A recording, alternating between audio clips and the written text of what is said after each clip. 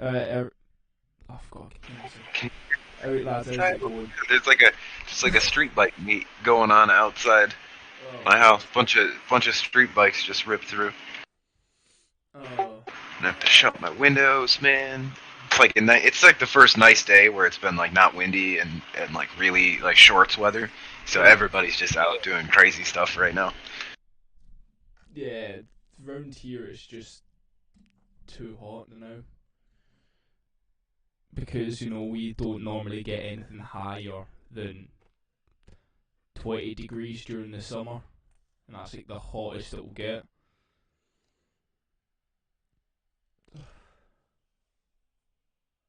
Yeah, this is the first day like winter rolled through, and today's the first day that it's actually been nice out. Yeah. There've been a couple of days, but they were windy. Like today, it's like I should be out. I should be outside doing more in the garden, but I had indoor stuff to do still. Yeah. So, I can't find my question, so I'm just going to wing it, but we'll start now, right? All right, sounds good. So, my first question is you. Well, it's probably the most obvious one for you. Is how did you get your name? Is it just because it's your name's Drew and you're doing drones? Yeah, I kind of I got into first person view, and then just kind of did the play on words with my name, Yeah. and was like, yeah, that works. I just kind of wanted to be Drew, but I can't just be like Drew, so I put first person on it, Yeah. and it just kind of went. Yeah. How did you find drones then? Now, how did you discover this insane world of FPV drones? It started with a little. My brother got it for me as a gift. It was a little. It couldn't have been more than $10. It was like a little RC controller with a tiny drone, like one Uh, inch or 2 inch, very yeah, small.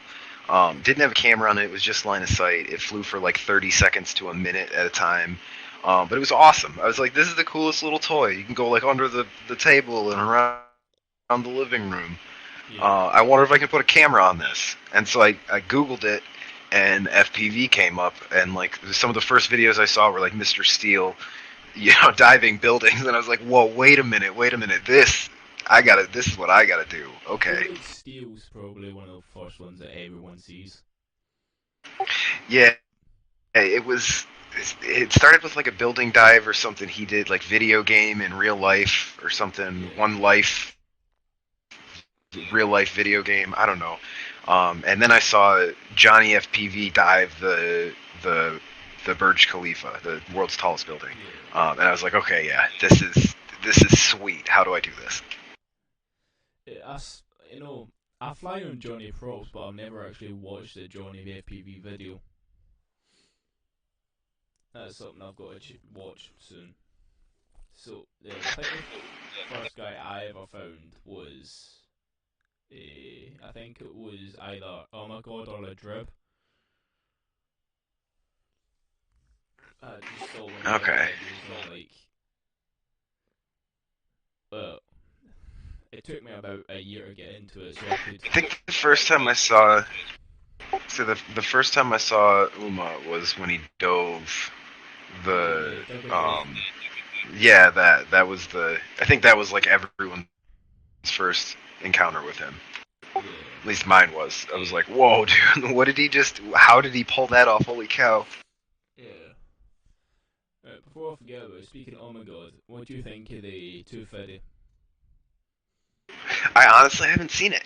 I saw it. Kind of looks like a moon goat. It's really slimmed down. I'd love to build a sub 250, either a four or a five. Yeah, Um, so I'd like to check it out. I haven't seen it like up close in my hands yet, or like watched any of the review videos on it. So yeah, um, looks awesome though, especially if we're gonna have to go that way eventually. Like that would be a cool option. yeah. I think the US will have to go with all the lower weight ones because I'm pretty sure the US is a lot stricter, like with the way that the police follow the laws than they are here. Because like I need a license to fly here, but if I'm flying, I'll never get anyone asking for my license.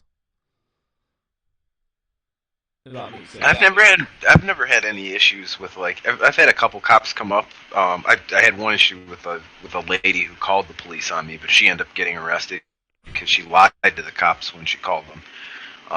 You can't do that. Cops don't like that. So, but no, I've had a couple encounters with police officers, and I don't even have a set of ride-along goggles. I just kind of show them what I'm doing, and they've never had any issues. They're just kind of like making sure I'm not there to hurt people, and that's it. And then if that's the case, then they leave me alone. So. Yeah, that's fair. And I've only had one. That was the only negative interaction. Everybody else, I've had tons of people come up to me in a park. Oh, that's so cool, man! What is that thing? Did you make that? Holy cow! Like, it's been generally a good experience with everyone that I've run into or I've encountered, anyways. Yeah. I feel like there's just a lot of people that are negative about it just because they've never seen something that like this flying through the air at 50 miles an hour. Yeah, they're fast, and I mean, yeah, if you've never come across one of those before, they can shock you with the amount of power and agility they have. Yeah.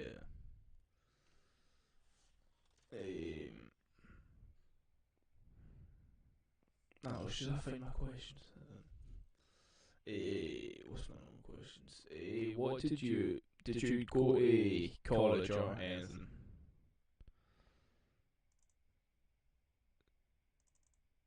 Or did you just leave school and start doing your own stuff? I did. So I have like an art background. Right.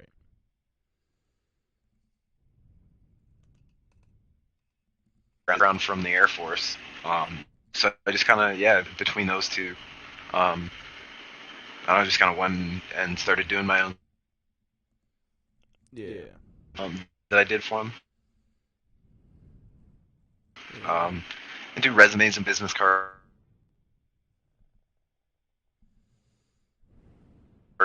I have some T-shirts, but no, it was I've there's something to do with drones. I'd like to learn more about it, but there's so much information online and stuff. JB has done a phenomenal job putting out like so much information on it that like I don't even feel like I need to pay. I just start watching some of his videos that I haven't seen before. Yeah. There's plenty of knowledge out there. You just gotta go find it. Yeah, I feel like the impressive thing with JB is that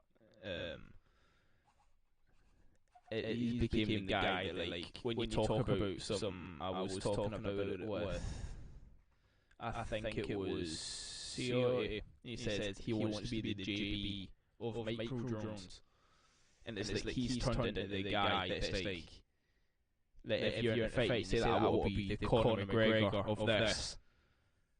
Like he's turned into right. You want to be the JB of it. Yeah. It's definitely, there's something to be said about that, man. He's made a mark in this community, and he's helped a lot of people, which is very cool. Yeah, and I feel like there's hours of information out there that he's put out just for the for the benefit of other people, and that's really awesome to me. Yeah. I feel like saying that it will be the JB of drones, anything to do with drones, I feel like that's probably going to turn into like the benchmark, like long after JB's gone and like doing his something else. If he ever does, I feel like saying that JB is something's going to stay for a long time after that. Oh, I definitely agree. I think there will be people who will pick up the torch after he's gone, but I think all the companies coming out with new stuff, they do a pretty good job keeping JB in business. And from what I've seen, anyways, I think he really enjoys it. The guy stays up until like 2 a.m. answering emails. He's got to really enjoy what he's doing. Yeah. So I don't see him stopping because he dislikes it anytime soon. But I agree. Once he's gone, it's like a legacy that he's left behind. You know, he'll have hours upon hours of information you can go out there and look up on more than just drones too, because there's like other applications for all the stuff he has. Yeah, doesn't he also have? Doesn't he put up something like 5 or 6 hours of video a week? It's a lot, man. I don't know how much exactly, but it's definitely a lot. He's streaming all the time. He started doing like the email answering at the end, and there's a bunch of information you can find in there where he's just talking about answering people's questions, which is it's really cool. Like you just go and listen. Maybe your question will be one of the ones that gets asked. You know? Yeah. I feel like with a lot of it, especially people who knew the hobby, is JB.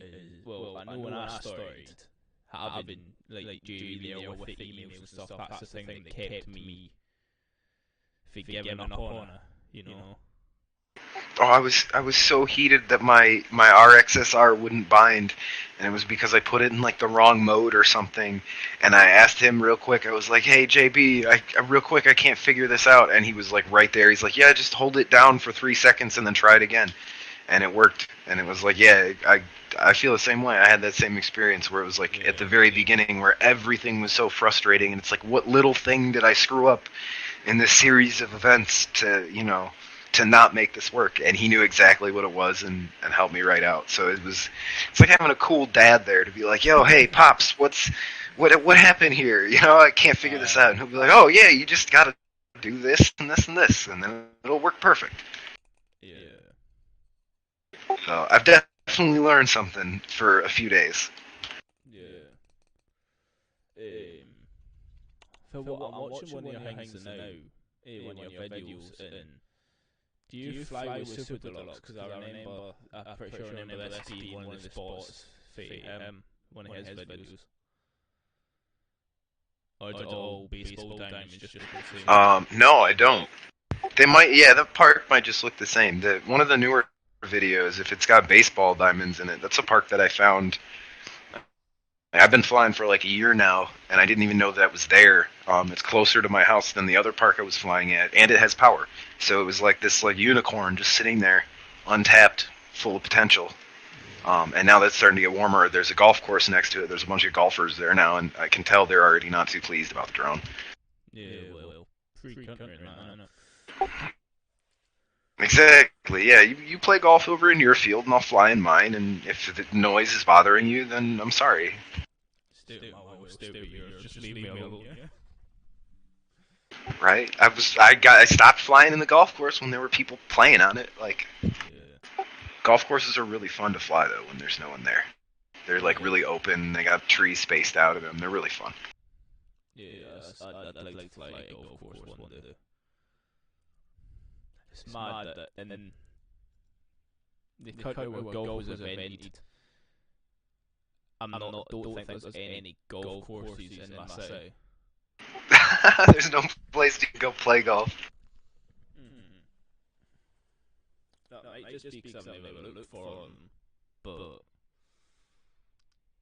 I'm not. What about disc golf? Is that a thing over there? Because I do that a lot more than I play like regular golf over here. I'll go disc golfing quite a bit. Disc golf in one of the parks.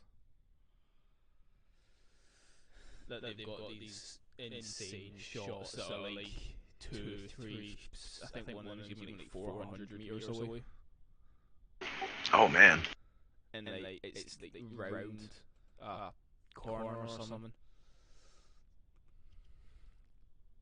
I'm not entirely sure. I'm not very good. But I'm not very good. I'm probably I would take a few throws to get it all the way down there. I usually just play to go out and get outside. It's a good excuse to just sit around in nature and not do anything. Throw some shit around and go chase it. Yeah.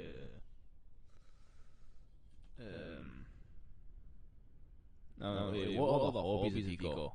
Have you got any other hobbies, or are they just none? Well, a couple that like growing and stuff. That's definitely a hobby of mine. None that are really as expensive as FPV. I like gardening. I go running a lot. I don't know.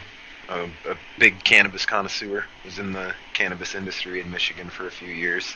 Um, Is that what your Discord name? Is that what your Discord tags the roof from, man? yeah, yeah.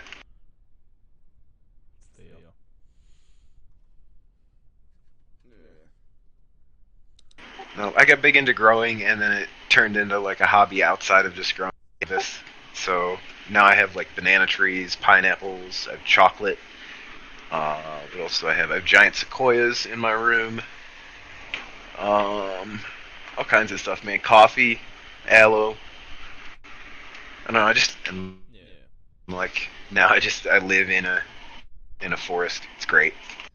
Yeah, I've managed to acquire a lot of aloe as well. I started with one plant and I've now got about 102 years later. Oh, oh yeah, they go crazy, man. I love them. I've never bought one. I've been trying to They're get good one for gifts. a If you long ever need to time. give somebody something. Yeah. There you go. I put them up on Fate Marketplace for a while. I did those and strawberry plants because I planted a few strawberries in my backyard, and they just took over, man. They ate my grass up. They're all over the place now. I ended up with like, I don't know, probably 20 pints of jam last year. I don't know, probably more this year, but I need to do something with them. They're just taking over. Yeah. I've already I got them on sale for like $10. Yeah, I might sell some of my aloe vera plants because I reckon I can get a 10 of the big ones. 10 of the big plants. Yeah, I would say 5 off of the wee ones. at least 5 to 10. That's what I usually do. Is I do like a fiver for like a solo cup or like a little party cup with one in it. So I did it on Facebook and I sold them all. I had like I don't know probably $300 worth of them. And over the course of 2 or 3 months, I just selling them off the porch. Man, come and get them. Here you go. Yeah. I might put them on Facebook Marketplace later. I've also got a rather large dead chili plant now because I forgot to water it. Yeah, my pomegranate tree is not doing too hot. It lost all its leaves, and it's not looking too good. It might end up getting replaced with another banana because the bananas are doing really well. I got baby bananas coming out of them. Yeah, well, I feel like the good thing with the chili plant is if I put water in it now, like, it looks completely dead. And if I took a flame to it, it would go all, it's like that dry. But if I put a bit of water in it, it'll just bounce back and start growing chilies again. Ooh, there you go. But the question is, do I put them in? Because the chilies on them aren't that good. The chilies just taste bad. And I've got this big seed of big bag of Caribbean seed chilies stuff. So I can There you go. grow a whole thing of like really hot chilies. So, There you go. I do habaneros because I really like the flavor. But they're a little on the hotter side. They're not too bad, but they're spicy, man. yeah. Not as bad as some like. There's some other peppers out there now that are just terrible. Ugh. Yeah, I know. One of the fun things I've done in school was I've got dared to eat 2 ghost chilies. That was quite Oh fun. man, no thank you. I grew I don't know if it was a ghost or a reaper. It was one of those. It had one of those daunting names. But anyways, I grew one of them, and it had one pepper on it, and that's all I got. And so I dried it out, and I bit off the end of it just to taste it, and it was like the worst experience ever. I was vomiting, and I was like, "This is too spicy. It doesn't even. It had good flavor, but it's like you can't get enough of the flavor into whatever you're making. It's just Yeah, I feel like I'm pretty sure those ones. hot. So I ended up not even keeping it. I I don't know. I took the seeds out and dried it, but whatever I did to this thing, man, it was terrible. I remember thinking like you could weaponize this. Like you could ruin someone's day if you got even a little of this in their eyes. Yeah. Well, that's just what I'm doing it. Got hot chilies. Oh, well, my mate gave me this copy. It's like a super noodle type thing. and the sauce in that is like liquefied ghost chilies. Just pure fire. This is Yeah, fire in a bottle. and honestly, it's one of the best noodle cups I've ever had. Like, it is insanely hot, but it tastes so good. But delicious. Ooh. See, I don't mind spice in food if it tastes really good. I'll eat some spicy shit. I grew up actually one of my foods as a kid was Thai food. I grew up right next to a Thai restaurant, and so I would get that all the time, man. And it was just like, give me the spicy stuff I can handle. So I don't mind spicy food, but it's got to taste good. It can't just be like just hot. Yeah. I'm going into spicy food just because my dad ate a lot of it. So then I just started eating it. No, neither one of my parents did. It was just my brother and I. My little brother and I both loved spicy food. Dad, well, I guess Dad kind of did, but like definitely not. My brother's the king of spicy. He'll eat like just the most ridiculous. He would eat a ghost pepper just to eat it, kind of deal. Yeah.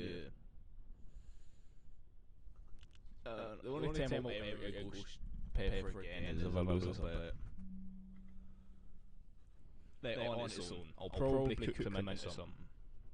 But Right? If I lost a bet, I would be like, do I have to eat it, or can I cook it into something? I'll eat the whole pepper. I just want to be able to cook it into something. I don't want to have to eat it raw.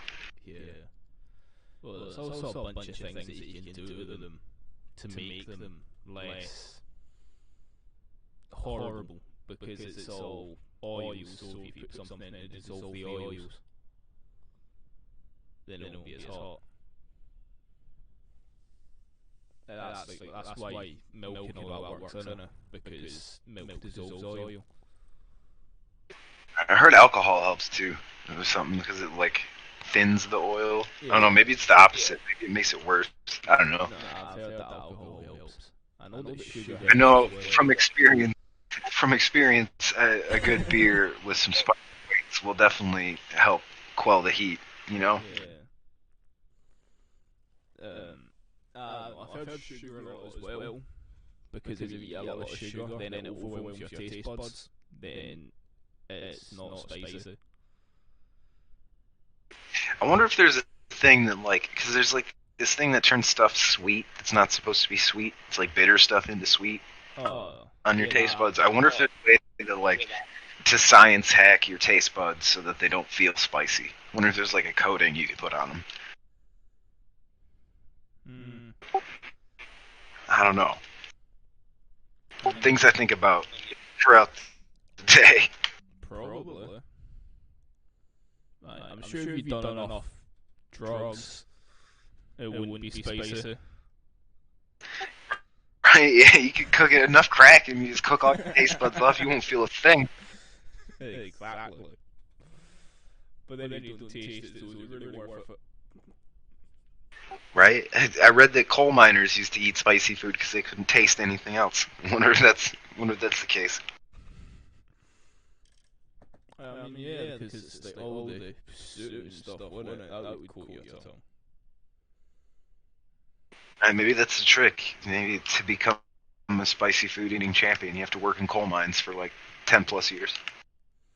Yeah. You'll be the best eating spicy food, but you'll die 20 years early.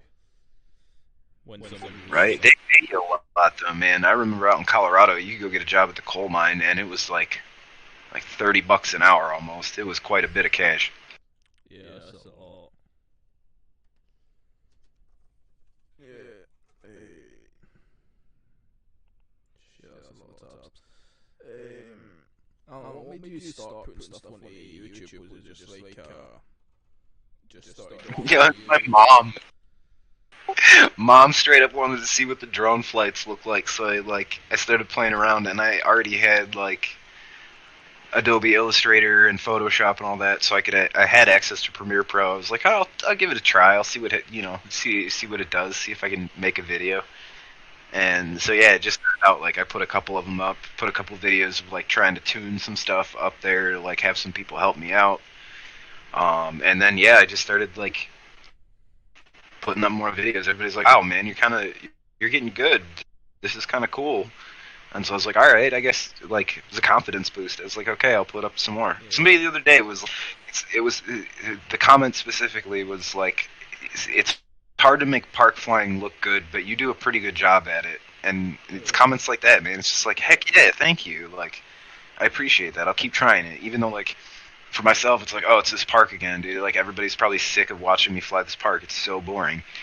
You know, I'd much rather be flying a Bando or something, but I don't know, it's just little comments like that, I guess, were what drove me to like keep going. And now I think I'm like just shy of 500 subscribers. I never would have expected that I'd even get like 100, let alone up that high. It's like it's kind of cool.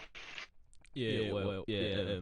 I think you're on like 487. So anyone that's watching this, or anyone that's going to watch this, so subscribe to Drew. I'm going to leave the end on it.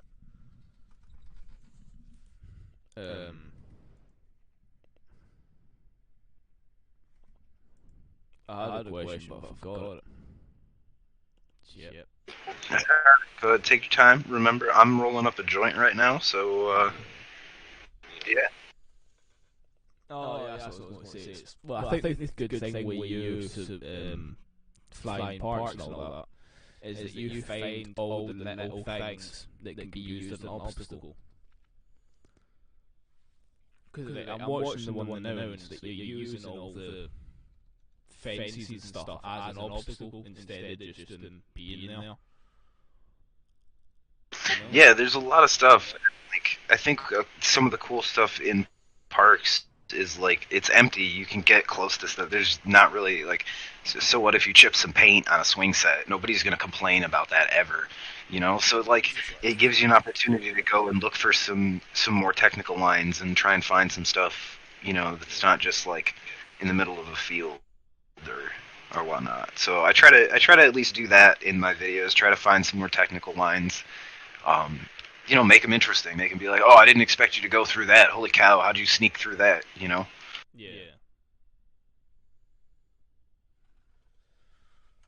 That's one that I'm still waiting to see if somebody's using their car as an obstacle, Like, what if you open the back window and you just fly straight through the back windows, like try. Oh man, it's funny you said that because I almost did that the other day. I was flying from inside the car and I had the door open and I almost hit the window through as like a gap and I realized it was rolled up and not rolled down. It's like, oh, thanks DJI, because I came in so hot and I was like, oh, we're gonna get it, and then I realized it was rolled up. But yeah, it's funny you said that. I've thought about that. I've been like, yeah, let's get this car window. I can hit that. Yeah, I feel like it could look cool as well because it's something that you don't see that often, It's like I've never right, come in and power loop the car door real quick before you do it. Yeah. There would be like, I think it was in one of the tribs things that I saw him doing a flip on a takeoff. And it's a really simple thing, but I'd never seen it before. And then it was so cool. I saw a video of Ladrid back in the day. It was on a buddy of mine's phone. And it was them at Perfect Bando in Detroit. And he was like, look out, bitches, I'm going to Matty flip the shit out of this. And I don't know what it was, how he said it, but it was just the way he delivered the line. I thought it was hilarious. But it was like a behind the scenes. Like, this was a video my buddy had recorded on his phone when he was flying with them, like, way back when. Yeah.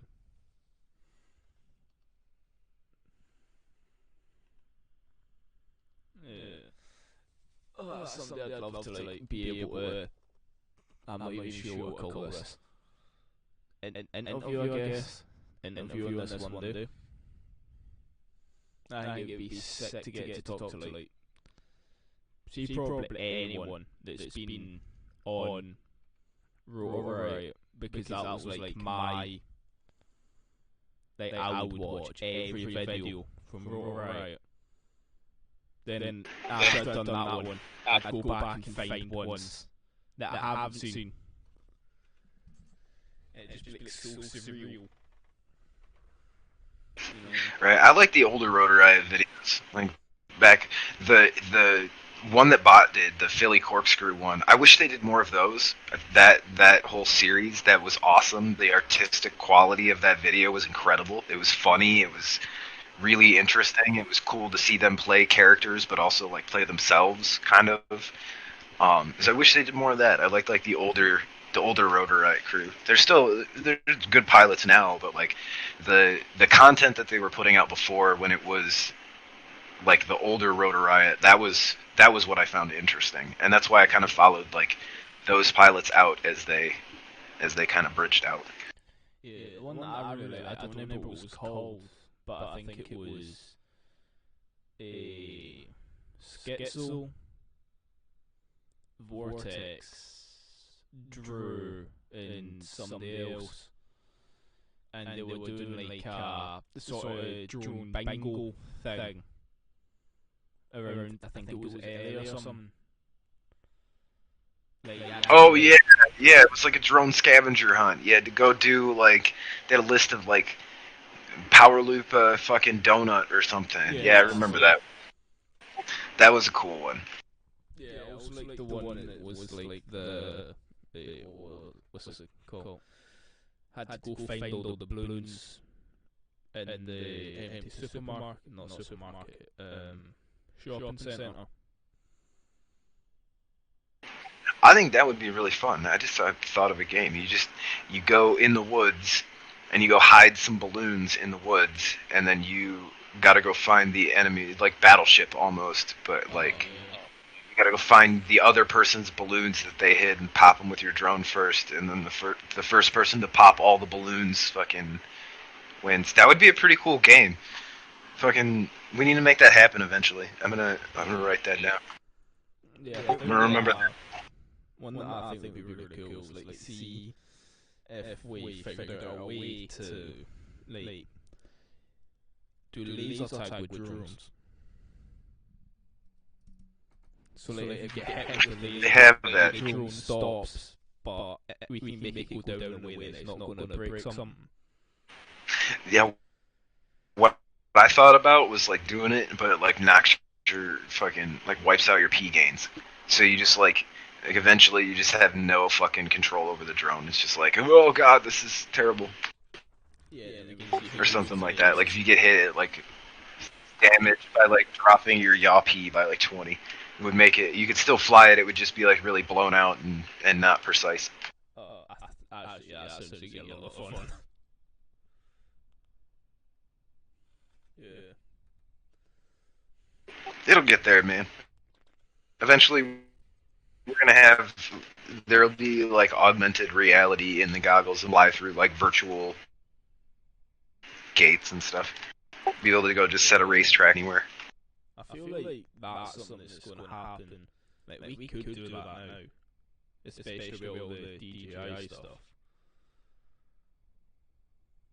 You know, I think it's definitely it's the building blocks are there for it. So it's I guess would the transmission be like goggle side then? I don't know. It'd be weird. You'd have to get like some sort of location data to like from the drone to the goggles because I don't think you'd be able to transmit all of the information over the DJI line. You're already running into MS issues with just transmitting a digital signal. yeah, well, So I don't know if you'd be able to transmit like the augmented reality portion over the goggles too. yeah.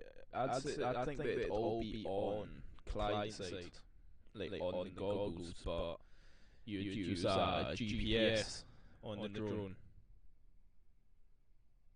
How does that little Mario Kart thing work? Where it's like you play Mario Kart with like the Switch or whatever, and it's got like the car with the camera on it. Oh, I couldn't tell you. I never even heard of I have to look into that. Yeah, they got like something. It's like a Mario Kart thing, but like with a camera on the car and like a virtual racetrack, and you race it around. that. Actually sounds kind of cool.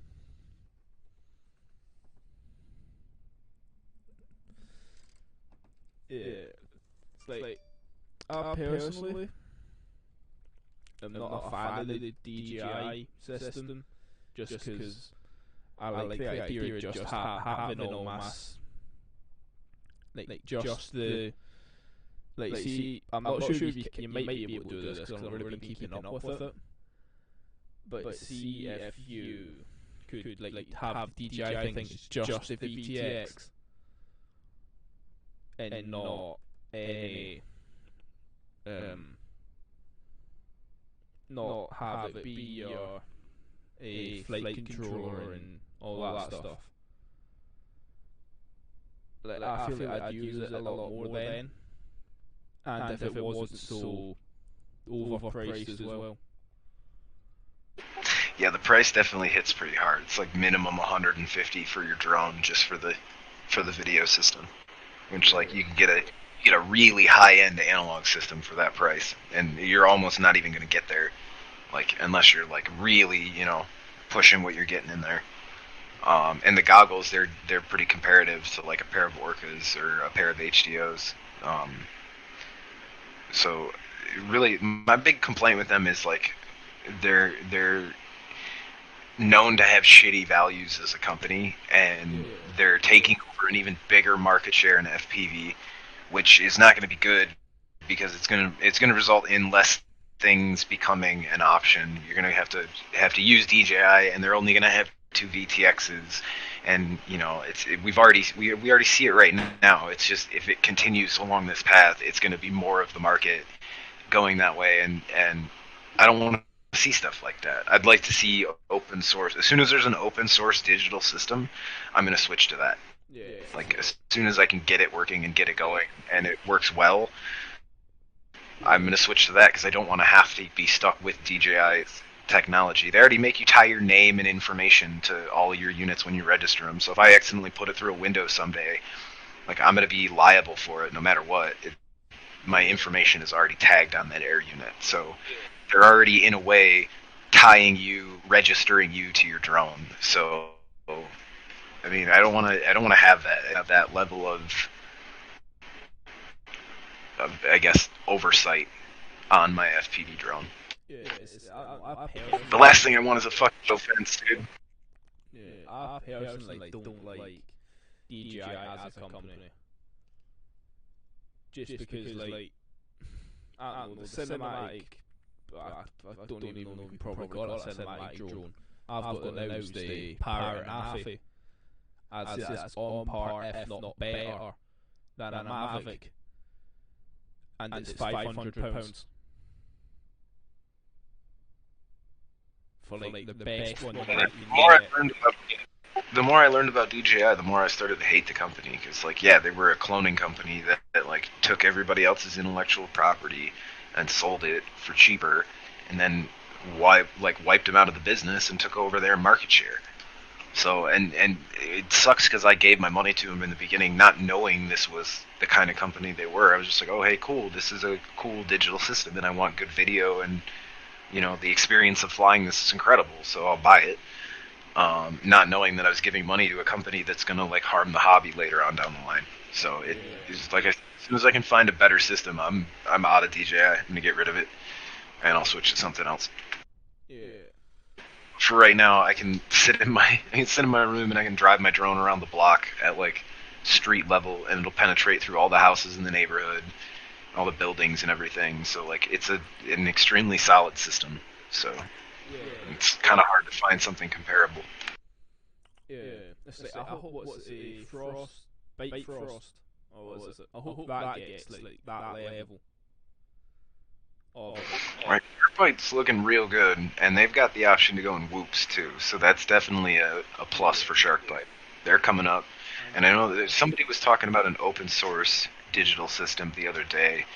I don't know if it has any traction or anything, but if it's in the works, or if people are talking about it, that means something's bound to happen. So like this year is going to be a cool year, man. We still gotta another 8 months in this year. There's still a lot more stuff that could happen. So it's interesting to see what's going to come out the rest of this year. Yeah, I wonder what happened to that one that it was on a rotary one a long time ago. Like 3 or 4 years ago, somebody was making a digital system. Yeah, I remember seeing one that was like a ground system, Yeah, was it a big It was ground digital, station? but like yeah, you had to have a ground station for it. And there were issues with like it just disconnecting and dropping your signal. So DJI was when this came out though, but they've ironed out the issues. When it first came out, it was not anywhere near the system that it is now. It has come a long way, Yeah. and it makes me wonder. Like it's just firmware updates. It makes me wonder what else they have the capability to do in that unit, but haven't unlocked yet. You know, like they've got the ability to go HDMI out, but only if you buy their $700 smart controller, which means it's probably just a piece of technology or code that they have written that you need to purchase this unit in order to get. So, like, I'm sure there's, the option to do video out and let people stream, but they're not letting people do it. I'm hoping Orca comes out with a digital system. That's what I'm hoping for. Because those goggles look fucking sweet. B, they look awesome. They're like some of the nicest lenses you can or screens you can get in a FPV goggle. And if you couple that with digital, it's gonna look incredible. So that's what I'm hoping for. I'm hoping Orca comes out with an HD system, and I can switch over and put a cyber truck on my face every time I fly instead of a Beetle. Yeah. It's all the Orca stuff. It's like it looks really cool, just 'cause it's got all the like hard lines and stuff. I think it's the same reason that I think that like see most like old cars look better than new ones because there's something just about hard lines instead of smooth curves that's just really aesthetically pleasing to me. You know, instead of the like smooth curve all around the fender like you have on most cars now. Yeah. I just think they look like futuristic. Yeah. It's like they've somehow managed to do futuristic and retro at the same time. Right? They got a good style. Yeah.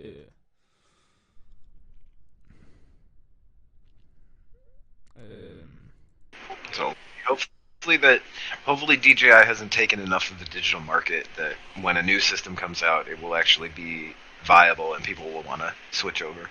Because I know a lot of people don't want to switch over. I personally want to.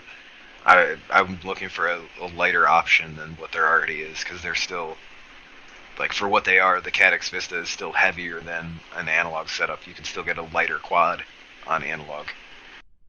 Yeah, I feel like most racers, I feel like they're never going to switch over to DJI. Well, at least not for a long time. Oh no, absolutely not. Restrictions. Because isn't like the baseline, yeah, like 20 or 20, 30 grams. Size, yeah, it's like 30 something grams, I think. You can shrink it down by taking the case off, but then you're running the risk of overheating it, and you're also taking off like any of the protection on it. So I guess at race speeds when you crash, it's going to be bad anyways. But doing the best you can to mitigate that, like it's just that and the latency on DJI will never be as good as analog. And when you're doing stuff like racing, when you're trying to hit gates like that, and you're coming down to like the 100th of a second, that extra little ms, you're gonna notice that when you're racing and that kind of stuff. As far as freestyle goes, with like how good DJI is now, it's awesome. Like everybody's always like, "Oh, you can't freestyle with DJI." No, you absolutely can. It's come a long way, and it's good enough now that you can. There's some really good pilots that use it. But as far as racing goes, I can't say that about racing. I can't say I know any good racing pilots who are doing really, really well on the DJI system. Yeah, it's just too heavy. I feel like the only reason nobody's moved to it for racing is just the weight. If they cut weight and somehow get that latency down, that other couple milliseconds, I feel like at that point, yeah, if they cut that down,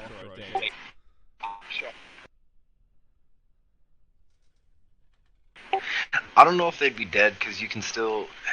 I don't know if you can get digital down that that quick. I mean, you're still sending a lot of information with a digital signal. You still got to compress the information somehow. So it might happen, but I still see analog video having a place for its response time, for its quickness. It's gonna be what the racers go to until until DJI comes down definitely in latency. Yeah. Well, I know that just because personally I don't like the company, I'm not going to move to DJI. Yes, for freestyle, it is superior to analog, but I just don't like the company, so I'm not going to do it. Right. If I was already invested in analog when I got in the hobby, I wouldn't have switched over. But because I got in, I mean, I got in pretty recently. I got in when DJI came out, and it was like, well, if this system is, what people are going to go, because everybody's saying, oh, it's HD, it's the future, I was like, if this system is what's going to be what everybody goes to, I'm going to get this. And I didn't really know much about DJI at the time. I just kind of knew like the basics, and I knew it was like a little bit easier to hook up. It seemed the better option for me getting into the hobby. Yeah. Now I'm like, I kind of wish I didn't. Kind of wish I went with Orca, but is what it is. They'll come out with a better digital system, and I can move over and then not have to give DJI my money. Yeah. Because I've got the I can't remember what they're called. It's like the like 80 quid Fat Shark goggles, like the big box ones with a 110er, and it's not even like a diversity goggle. I've got one of them, and for me that works fine. But that's because right. I used to analog goggles one time, and I was really impressed with how immersive they felt. It felt like I was actually in the drone because of how the like split. Yeah, like how the actual goggle worked to divide up the image. It just felt more.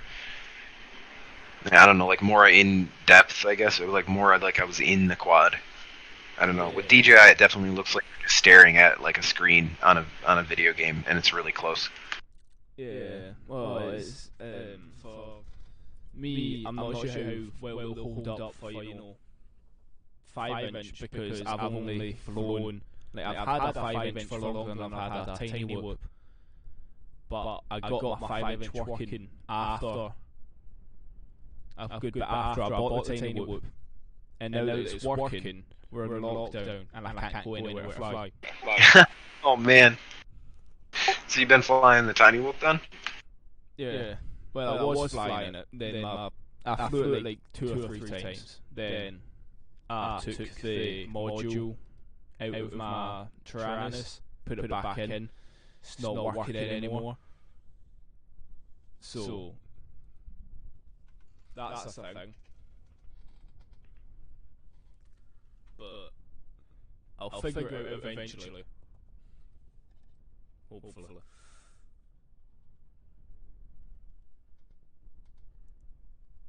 I don't even know where my mobile is.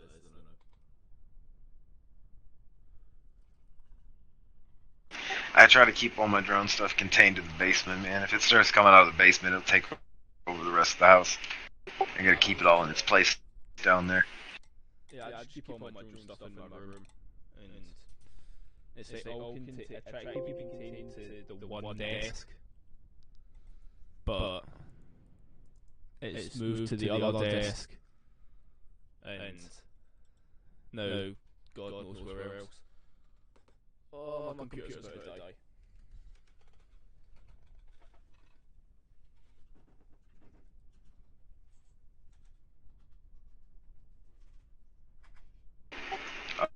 Uh-oh, save it. Plug it in. Yeah. Of course my cable's on the other side of the room.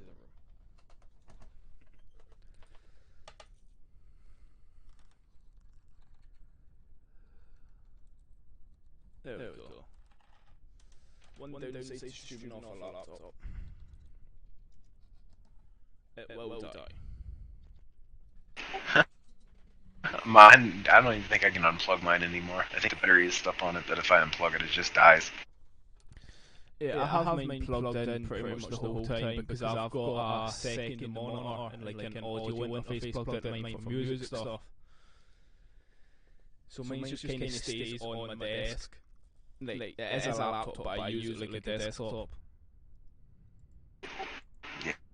Yeah, mine's the same way. I need to get it. I'm trying to build a desktop this year. That's one of my goals for this year. Yeah, my mates are trying to talk me into building a desktop, like, see, especially the Clever Duck. He's always like, you need to get a desktop, it's just better. But yeah, my laptop runs everything that I need, but I'm thinking about getting a desktop eventually.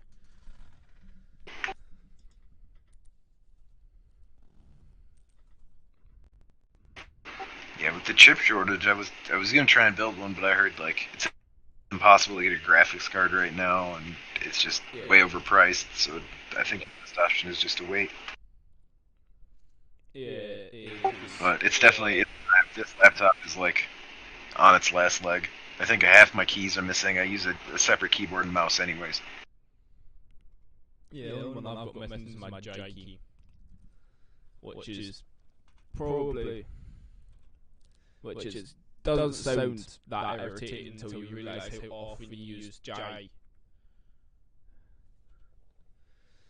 It's like, it'll ask you to think of 5 words beginning with J. You're probably going to be hard pressed to think what at least I am, like off the top of my head. But then when I lost the J key, I realised just how many words I use with J. Like, if I'm saying something to join something, it just comes out oin. How do you make fun of DJI? I get a pencil and press the button. You can't even type it. Yeah. I want to see somebody come up with that I believe that DJI is a acronym for something, but I want to see what people came up with, like to take the mick out of them. It's like one that I heard for, well, it's not DJI, but for SJW, was sexy Japanese wheelchairs. And I love that. So I want to know what. I'm sure there's some good ones out there. Yeah, I've been seeing some good crash pictures of the DJI FPV drone. Oh man, there's so many people wrecking those. Yeah. There was a nice montage of high resolution pictures the other day. I saved it to share with my friends. We got a good laugh. Yeah. Well, it's what the entire thing's made out of plastic, isn't it? Oh yeah, it's supposed to be modular too, and it's like the most complicated modular thing you've ever seen. Like the only way to repair it is to go through DJI. So as soon as you break it, you have to send it off to them and pay them to fix it. That alone would make me not want to buy it. Is the fact that I lose my repair rights to it. Because if you're flying a drone, like doing any kind of freestyle, you're going to break it. Like that's the price you pay to be in this hobby, right? Like, yeah. I think most people understand that if you're flying your drone 60 miles an hour through metal fence posts, like if you hit a fence post, you're probably going to damage a motor. You're probably going to do some damage to it. Yeah. I wouldn't want to have my right to repair it go to somebody else, because then I'm paying them every time I crash and do something stupid. And I don't want to do that. I would rather it be on me, and I can repair it at my leisure, you know? Yeah. So I definitely don't like that. I think it's cool that it's getting people into the hobby. I think it's getting them in with bad habits, though. And I think that's not the thing. We were watching some guy the other day just flying it, ripping, doing power loops on a highway as there's traffic going down the highway. And it's like, holy shit, man. Like, get at us for some information on how to fly safely. Like, I know I'm glad you love the hobby, but this is so dangerous. Like, oh, we hate seeing stuff like that. Yeah. I feel like the thing, I'm not sure if it's just a thing that I've got, but I'm the same way with skateboards and that. Is I will not fly a drone unless I built it, because then if something goes wrong with it, then I know that's something that I did wrong. Instead, Right? Exactly. I trust that I built my drone well and I've tested it well enough. Like I've put enough packs through it and had it not fall out of the sky that I know it's going to operate well and it's going to do exactly what I want it to do every time. And I don't know if I could say that about like a drone that a company mass produced. it's. I'm not sure if it's just my complete lack of trust in humanity or anything else. It could be that. It could be your lack of trust in how people make money, man. Especially that company. Yeah, they'd sacrifice safety for profit any day. Yeah. They're that kind of company, man. So yeah, they could put out a batch that has like a wire that's not thick enough, and it goes bad 2 hours into flight, and it just breaks out of the sky on you one day. You don't know. But hey, they made an extra. What was it? There was a story one time about a car company that was like the cost of doing a recall was more expensive than just paying out the lawsuits of people dying from their dangerous car. So they just let it happen and let it kill people and then just paid for the lawsuits. Jesus Christ. Yeah, man, it's crazy. It's like, yeah, that's the level some companies will go to, and that's one of the reasons why I don't want DJI to have all of our money. Is because that's the kind of company they are. They will sacrifice quality for profit. Yeah. Well, that's one of the reasons that I rate like all the hype train motors and like TBS and all that stuff is because they are more for they're willing to well, at least I feel like from seeing how their things develop that they're willing to sacrifice profits for quality. And when you get to the bigger companies like DJI,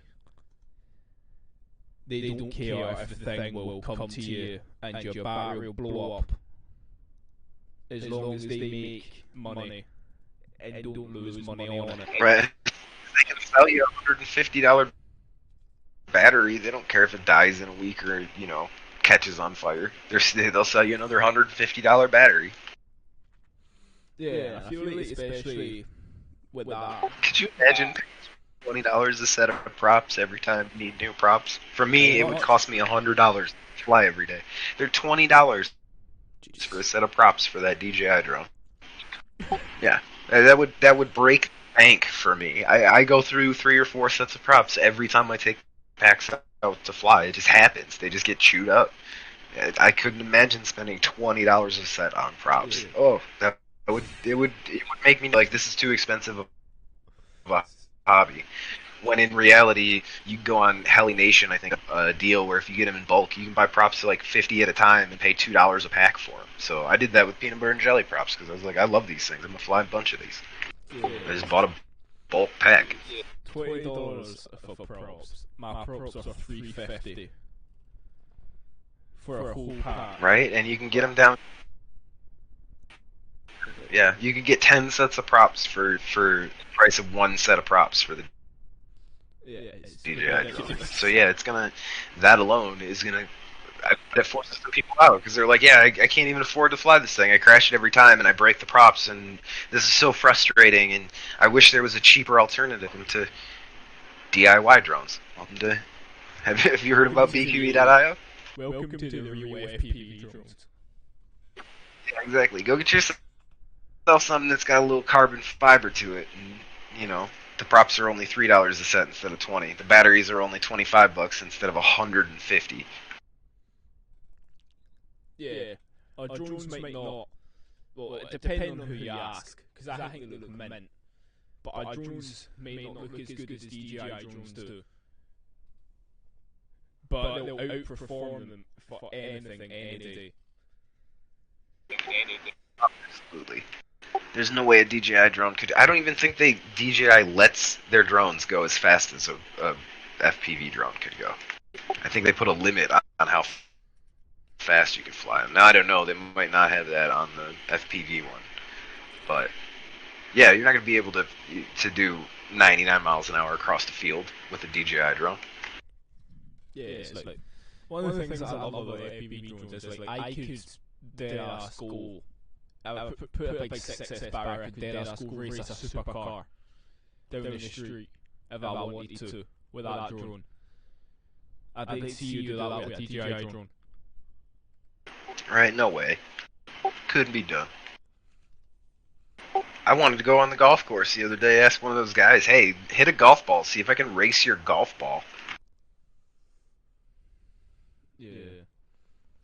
So you seen that was the rotor right one and then racing arrows. Yeah, I did see that one. That and they went and they were shooting skeet and they were catching like the video of the skeet as they shot them. Yeah.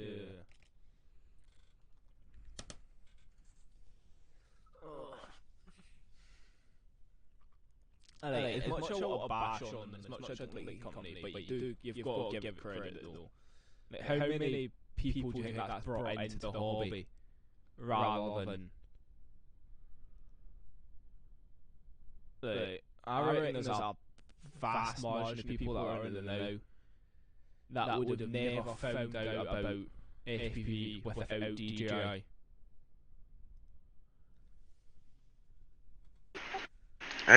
There's definitely something to be said about like what they've done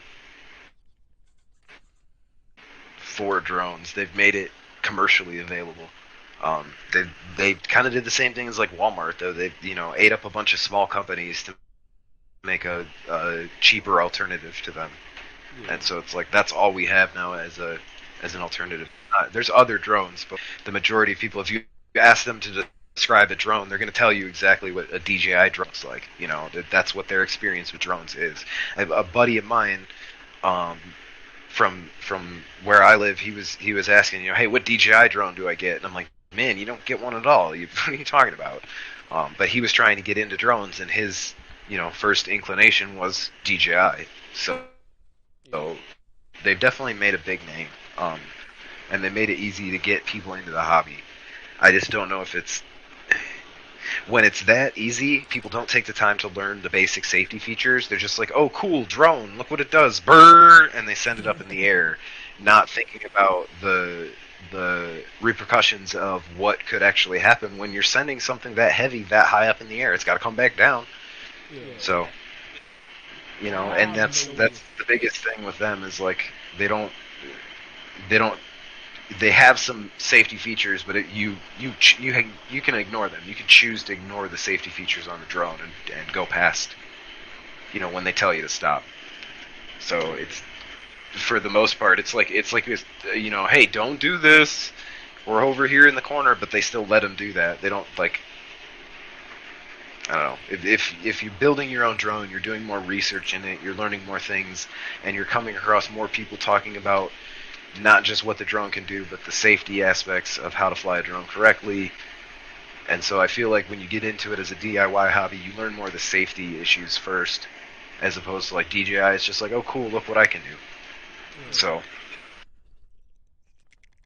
I feel like one of the things I like more about the FPV, like custom built drones, is I reckon there's not another drone with the exact same components as mine in the world right now. Alright, there's so much diversity and like there's so many different ways to build it now. Like, I prefer high KV. I know there's people that like lower KV with higher pitch props. Yeah. Like, it's just there's so many different styles. There's so many. Oh man, you can get a tiny drone that flies a big drone. Drones that are carrying full-size cinema cameras now and racing Lamborghinis down the road. Yeah, so now I've got 2550 with Johnny props. And one of my motors to see stuff. That's not good.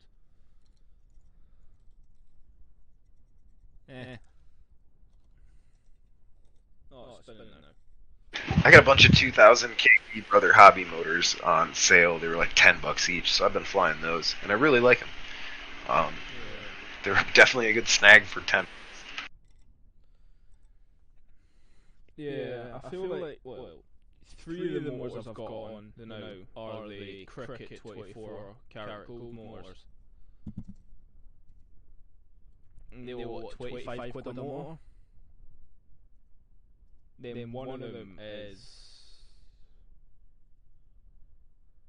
I think it's Hobby RC, and I got it for like 15 quid.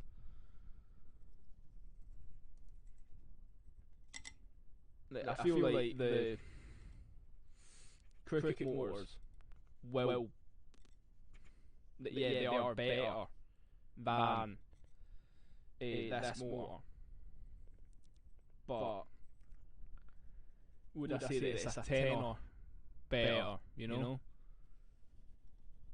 And I feel like most of it is, especially because it is a signature motor.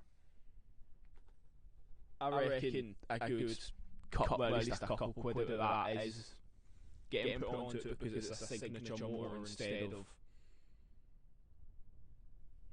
on. Right, instead of just like an unbranded one. Yeah, because I lost a lot of faith in like the signature motors kind of deal because I went through 2 sets of signature motors. I had steel motors, and they blew up on me. And then I had a set of Rotor Riot motors. I think they were actually Drib motors.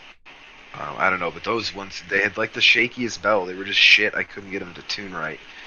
And so I kind of lost faith in like the named motors for that exact reason. I was like, oh yeah, they charge you the same, like more money for the same thing.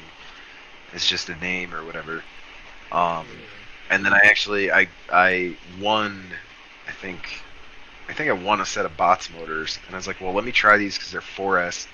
I'll try them on my 4S build, and they flew amazing. And I was like, okay, yeah, these aren't bad. And then I realized like what he actually makes on those motors is like very very little. They didn't like put more money into him just because it was his name. Um, so now I fly a set of those on 4S, man, and I've gone through a few sets of them, um, and like I really love them. Yeah, well, I feel that's just with everything that bot does. Is I'm not saying that any of the other guys are like bad guys or anything. That's not at all what I'm trying to say. But I feel like everything that bot does is all very personalized. He definitely, yeah, he puts out gear that he flies. Like he's not gonna like be like, yo, this is my motor, but I actually fly like this. Like he's putting out his gear that he uses. Like, and he wants it to be strong. I switched over to his frame, um, after like I don't know, I built like 3 or 4 different ones, and I figured I'd try his. Switched over to his, and I absolutely love it. I think it flies awesome, and it's extremely strong, and it was lighter than the one I was flying before. So I'm like sold on that one now. Until I break it or find something better, but it's really sturdy. So I have a feeling I'm gonna last on that one for a while. So he puts out stuff that he's gonna fly, and the way he flies, he's crab bandos. Like if it can survive that, it's gonna survive just about anything you can throw at it. Yeah. No, I feel like that's also got something to do with BQE as well, and the quality Yeah, they put out. they've got really impressive. I don't know what it was, but the first time I picked up that frame to build it, I was like, wow, this carbon just feels. It's got that feel, you know what I mean? You get it in your hand, and it's like, oh yeah, this is dense, this is heavy, this has got something to it. I'd put a hole in my wall with it. It was like the strongest frame ever. Like, yeah, this is okay. I'll take this.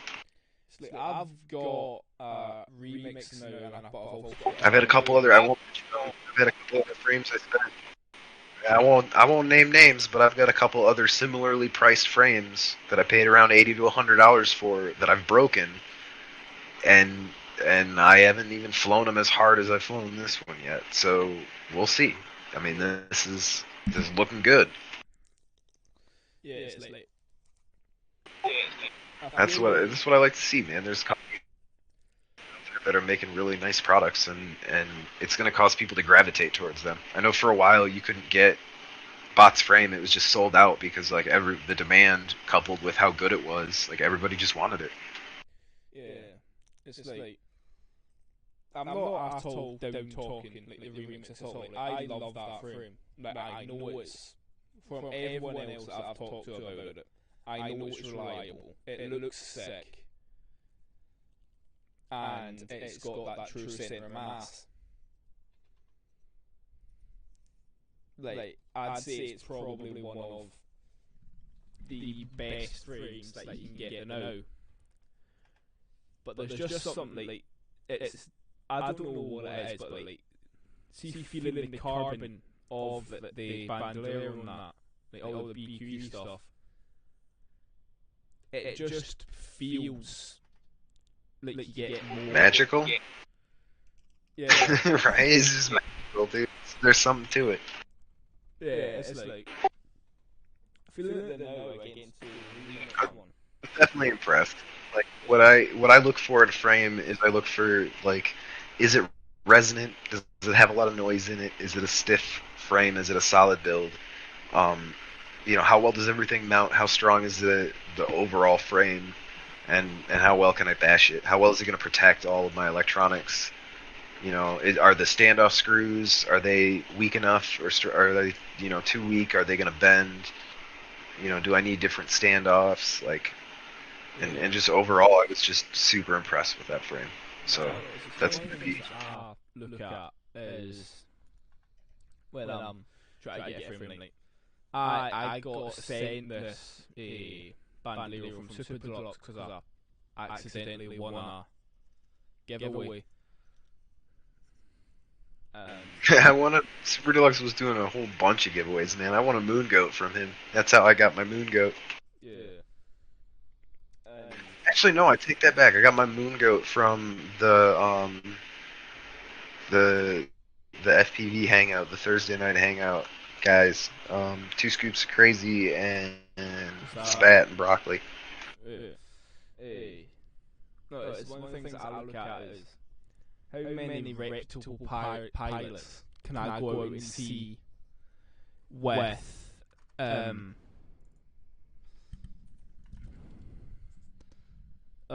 yo, what's up? Reaction time. Yeah, I had word over my thing with Streamlabs couldn't see any of the stuff. Well, one of the things I look at is how many reputable people fly this frame that isn't their signature frame. You know? Right? I know a lot of people are starting to get into like making their own frames and stuff. But yeah, I was definitely impressed with the amount of pilots that I look up to, and it's like I really like their flying and stuff, and they're flying a BQE. So Yeah. it says something about the frame.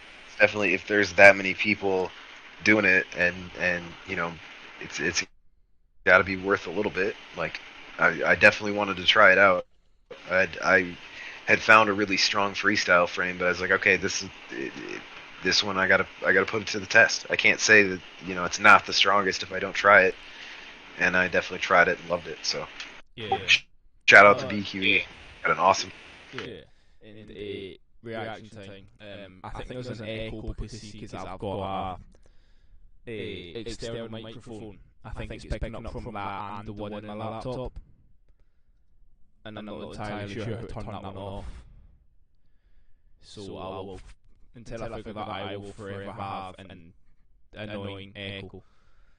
I was talking about this with a old gravy legs, and I might just turn into a bit.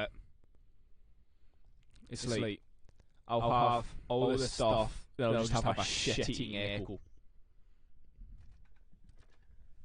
just because it will make me laugh.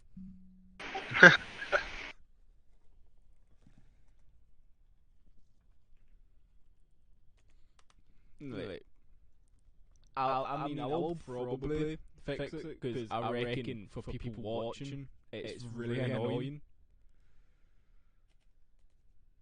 But I find it funny, so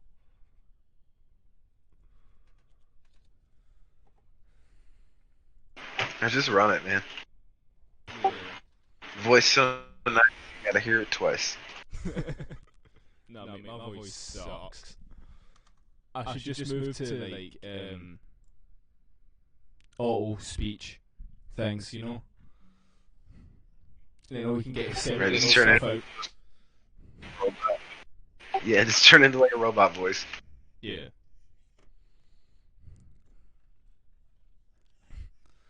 Or just get a voice changer and just like auto tune everything. That'll be fun. I changed my voice to something really weird. I have like Arnold Schwarzenegger's voice all the time. Well, Or like those old like the 1940s talk radio, like today news from the front. Oh yeah. Like I'd have one of those voices. Yeah, well, I want to get one of the you can get past the passive voice modifiers. I want to get one of them because when I'm going on, I go on Damien's stream and just talk to him quite a lot when he's streaming, and I want to get a voice changer just because it will completely it'll open up the amount of bits that I can do. You know. Right. If I'm taking the mic and I don't know, if I'm ripping the piss out of preaching or something again, then I'll kind of just add a lot of reverb to it. It's the only thing I can do now with this is just crank the gain on my interface. You could start doing like a monologue or like doing like a really, really deep conversation. You could switch to like Morgan Freeman's voice. Yeah. But maybe like David Attenborough or something. Yeah, it's something that we were doing on when we were just playing games at some point. Is we were both just trying to do monologues with our voices as deep as we could possibly make them. Just because, I mean, why wouldn't you? If you have the technology, man, why not try it? Yeah, well, we were just sitting here just trying to just force our voice just down and down and down. And I don't think either of us managed to get that deep. But I mean, we found it funny, so worth it, innit? Right? If you get a couple laughs out of it, man, it's definitely worth it. Yeah. Well, that's one thing. It's me and Damien were both massive children.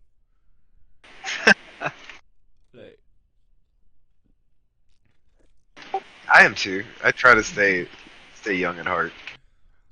I don't know. I'm getting a little bit like I have a shorter temper. I don't deal with stuff anymore as much as I used to. I can definitely I'm not at the get off my lawn stage quite yet, but I'm getting up there. But I try to still have that childhood enjoyment of things. Yeah, well, it's the thing that I'm going with is I don't know, I found this thing a while ago and it was just the idea is to die young, as old as possible. I like that. It's I'm going to die young at 102. Just because that's what I've decided I'm going to do.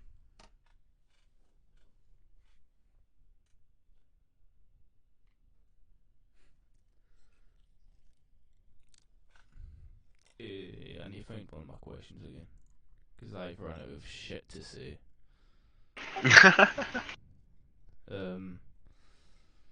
Shit, I've only got 4 questions right there. That's fine, man. Fire them off. As I've gone through my 4 questions.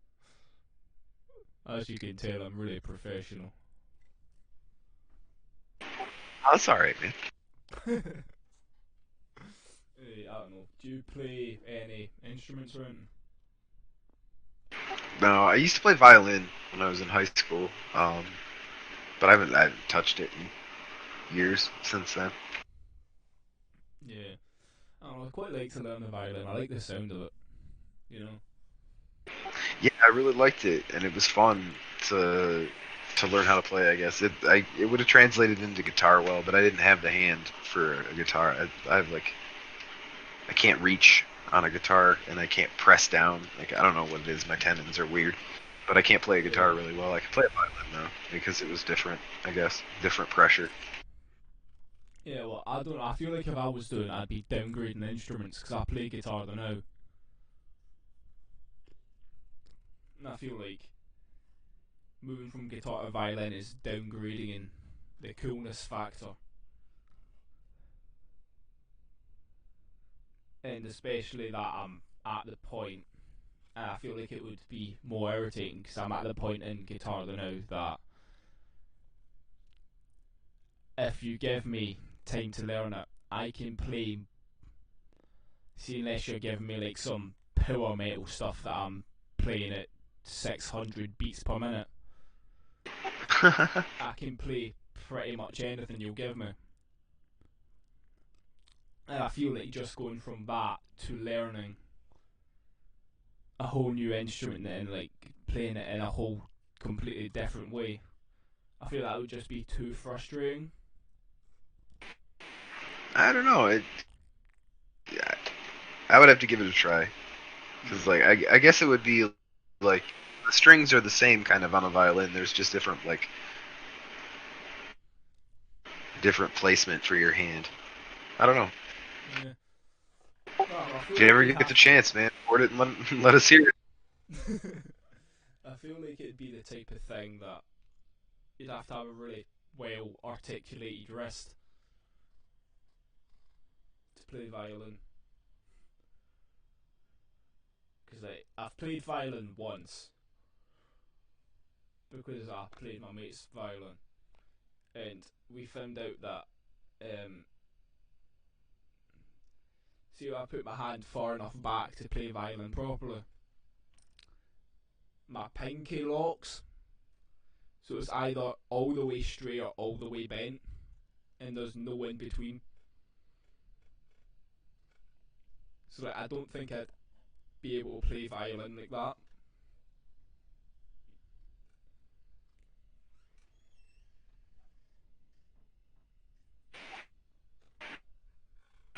You know? I don't know. It's definitely they say it's all in your pinky, so I don't know. Ah, fuck. Oh, I think it'd be fun to learn more instruments though. Right. I want to learn drums. I think that would be cool. Mm. I don't know. When I was doing music in school, we had to learn drums, but I just never vibed. You know? So Right? Yeah, I'd have to try it. I've never tried it before.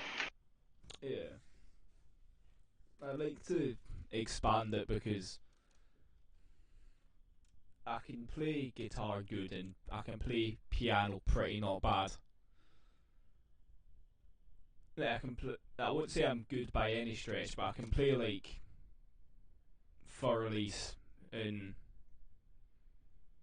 other stuff. Like I can play at that level, but it takes me a minute, you know.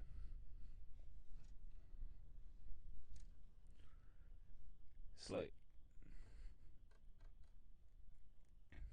I don't know. I'd quite like to get good at piano because I feel like, especially with me when I was starting to pick music, deciding what I wanted to learn, it was like the two ones that stood out for me was guitar or piano. you know? Yeah, I've never. Man, the only problem with piano is like I guess you could get a little keyboard like an electronic one, but Yeah, I don't know people who have pianos in their houses anymore. yeah. We had one growing up. We never touched it. Like it was like off limits. We weren't allowed to play it. I don't know. I know a So couple. it was like it was expensive, old. Yeah. I don't know. My gran used to have a piano, but it was more of a. Like, I don't think my gran could play piano, and it was more of a centerpiece to the room instead of a functional. Like, it was a completely working piano, but I think it was just there to like bring the room together because there was no hearth in that room, and it just looked empty because you couldn't put anything up against the wall there. Yeah, I don't know. Maybe it just needs more decoration. yeah. So I think the only person I know one person now that's got a piano in the house, but that's just because that's one of my mates, and she is insanely good at piano. I don't know. I heard one. I was working. Um, it was at a resort, but for like I don't even know how to describe it. It was like if you're wealthy, you can buy your way onto this list of resorts that you're only allowed to visit if you're wealthy enough to buy your way onto this list. It's like a Yeah, private club. Um, and the resort itself had a piano in the lobby. And this one time, this guest came, and they were like, their daughter was like, I don't know. They seemed very, very strict. But their daughter was like a savant on the piano. She could just play like anything. yeah, And I remember it just being like for like a week, she would just sit there and play it all day long, and it was amazing. yeah. I don't I know don't think it anyone. was any song; it was just like sounds on the piano, and she just made it sound amazing. Yeah. Well, that's the thing with music is, see, once you like can properly understand scales,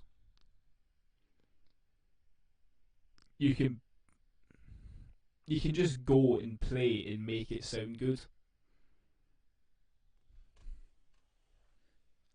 Right, I've only got a basic knowledge of scales, so I can play like a little thing there, here and there,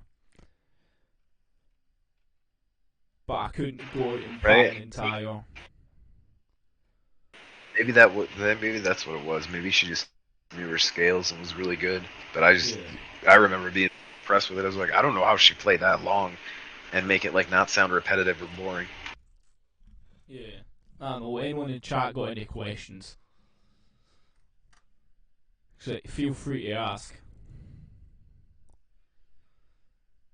because and you know I've kind of ran out, so I'm going to be waffling until I think of another one.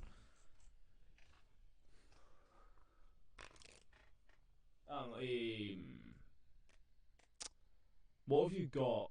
What frame are you flying in now? Right now, definitely the um, the banger, the BQE. Yeah. I also have Detroit Multi-Rotor, the Moon Goat. I have a Catalyst Machine Works. I got a Beta 95, a little pusher dude. That's for my little mini cams. I love that thing. It's so fun to fly around because it's like an indoor outdoor quad. You can put it on 3S and fly it indoors, and then put it on 4S and fly it outdoors. So it's great. Nice. I got a few now. I think I have like 7 or 8. I have another this one that I was experimenting with. It's a 3 inch, but I flipped it around and I put 5 inch props on it. And it's like this weird like reverse pusher thing. Like the entire frame hangs down from the bottom and the motors are facing up, and then like the battery hangs down from the bottom, so the prop disc is on top, and you can get a 5 inch disc on it. That So it's sounds like interesting. super.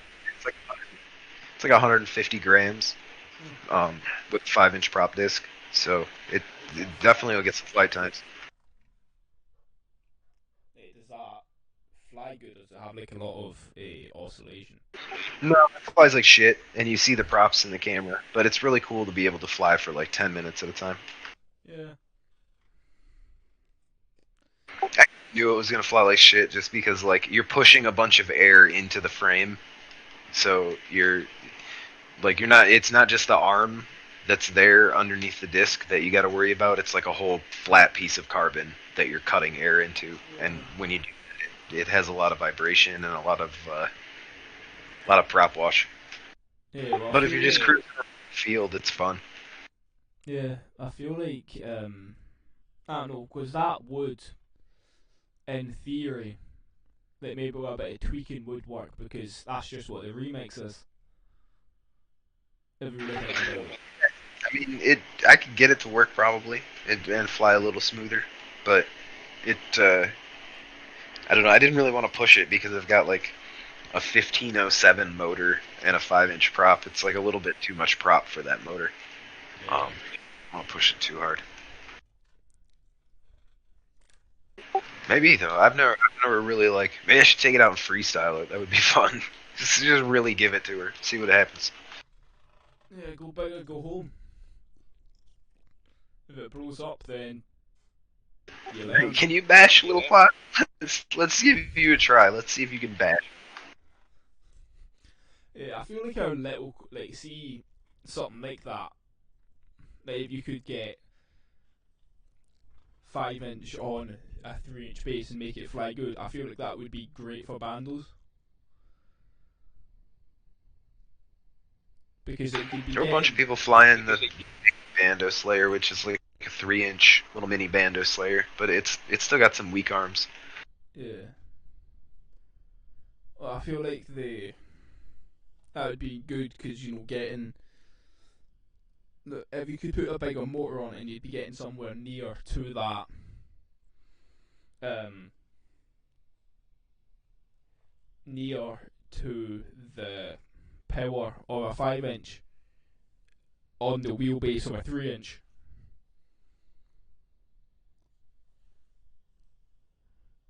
Right? I'm wondering about like a really torquey motor with a heavy prop pitch. Yeah. I've flown. The fastest quad I've ever flown was a 3-inch. So I don't know. Definitely get some power in those 3-inch quads. Yeah, but then all the motors for 3-inch are quite notchy, ain't they?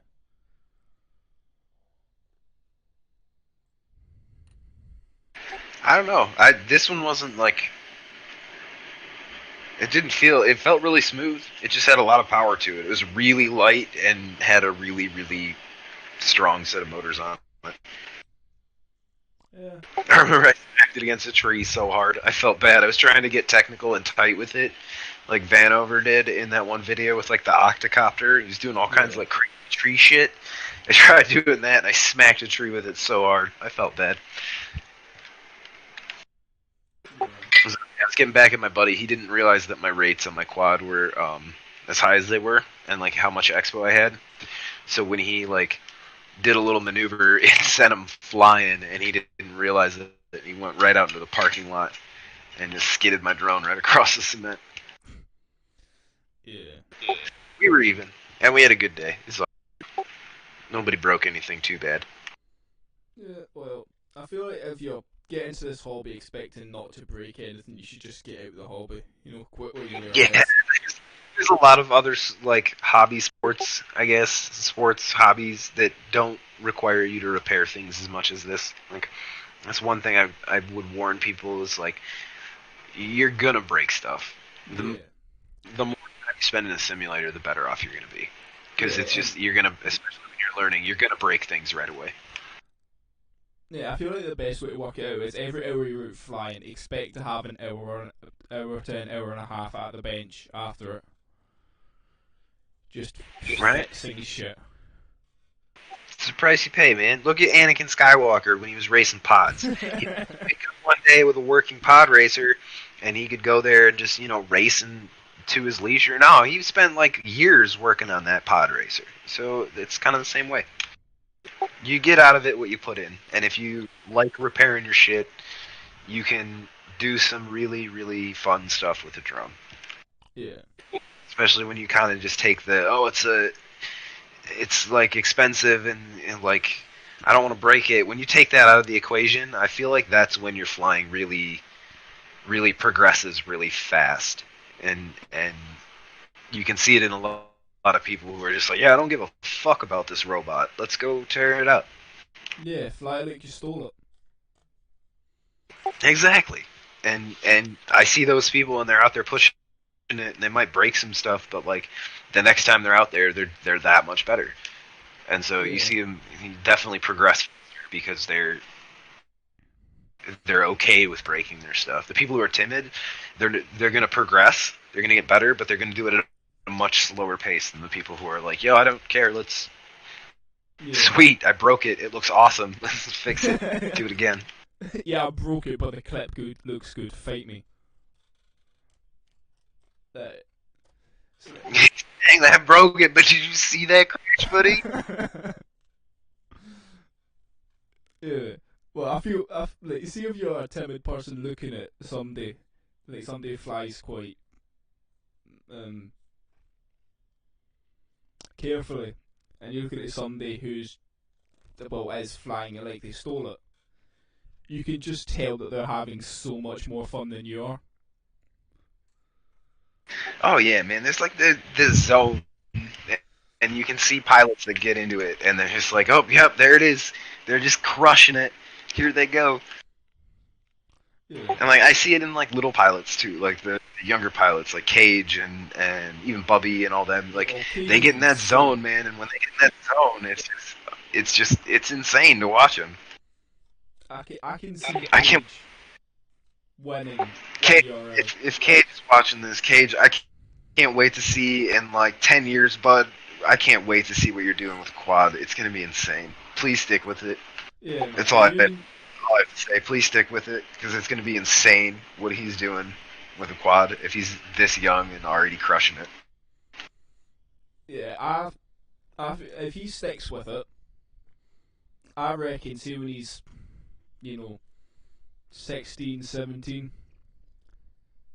he's going to be the best in the world. After I think so. I feel I can confidently say Natural that. talent. He's definitely gonna be one of the top pilots. That's for sure. Yeah, Like, dude, it's like looking at Sean White when he was young. It's like just watching him come up. It's like naturally talented, already loves doing it. Watching his narrated rip the other day where he was like, all right, now I gotta come in for a landing. Oh no, I'm stuck in a tree. Like you just tell he loves flying, man. So it's gonna be cool to see where he's at in a few years. yeah. I don't know. Is there any pilots that you've seen about that you think is worth watching out for? Oh, Catfish Billy, dude, Billy Hackett. He's coming up out of nowhere. Oh my god, his flying is insane. I don't know what's like where he came from, but like out Yeah, of nowhere, he's just gotten insanely good. He's been fucking sending it in some awesome spots. So definitely Billy Hackett. Slat's another one I really like. Um, yeah. There's who this else? guy I've not seen anything from Will before. Brown. Don't. Bot said it last night, dude. Don't sleep on Will Brown. Yeah, there's this. His style and his like low to the ground proxy flying. So good.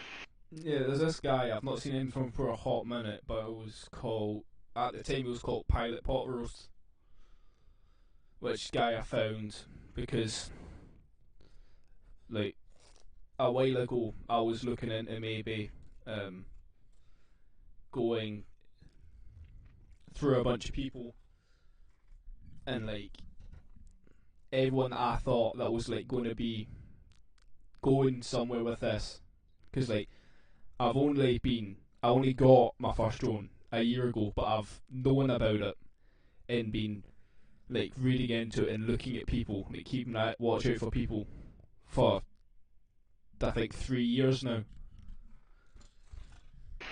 Right, dude. There's so And many pilots out there that I'm watching too. It's like yeah, I don't know. It's like the old skate videos. I really enjoy watching everybody's interpretation of what they do with a drone. Yeah, It's kind of like the skateboarding or snowboarding. There's all yeah. There's different just no ways to way to like do it wrong. do it. Exactly. There's all different kinds of ways to do it. There's really flowy stuff. There's really technical flying. There's like race flying where you're like hitting gaps really quickly and stuff. So it's all really awesome to me. So I love just watching FPV. Yeah, there's this other guy that I can't remember the name is, but I found him the same reason that I found pot roast was because I was looking at um a bunch of what's it called? I was looking through to find a bunch of people so I could like make a sort of collage of different people flying, you know, so that I could like get all these Right. Do like people and put them in one place. do like a pilot showcase video. Yeah, do like a showcase and get 10 or 20 different people in it. Then try and share that about as much as I could. And then they'd find people would go through it and they'd find people that they think that likes their style of flying. If that makes sense.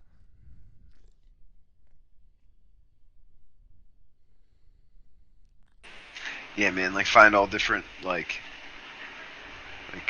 bando flying pilots and get like a showcase of like how different pilots rip bandos. There's a couple of Detroit guys that are out there too that Yeah.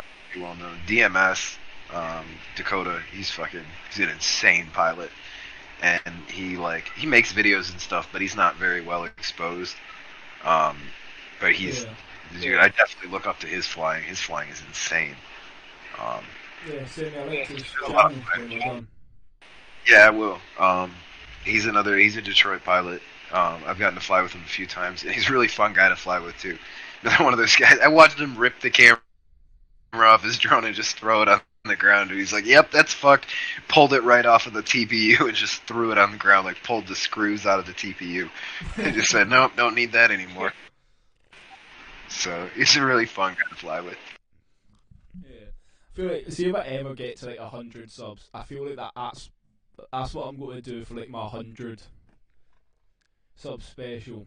Like, I feel like it'd be really interesting to see if I get like everyone that I've had on through my progression of doing this. Get everyone that I had on, right, and then get a clip of each of them flying, then put it all together. I feel that'll be a really There you interesting go. thing. You can do like beginning, like like first 10 seconds or 20 seconds or whatever is like when they first flew, and then like another 20 seconds Yeah, of like a highlight reel. That would be pretty cool. I think it's cool to go back to some of my old videos and watch my flying in those compared to now. It's like it's just cool to see where I've progressed to, and I think that's probably the coolest part about having a YouTube is like I have a record of all those flights along the way, and it's like, man, when I first started, I flew like crap compared to now. I fly a little bit better now, but man, I was yeah, jerky and all over the place when I first started.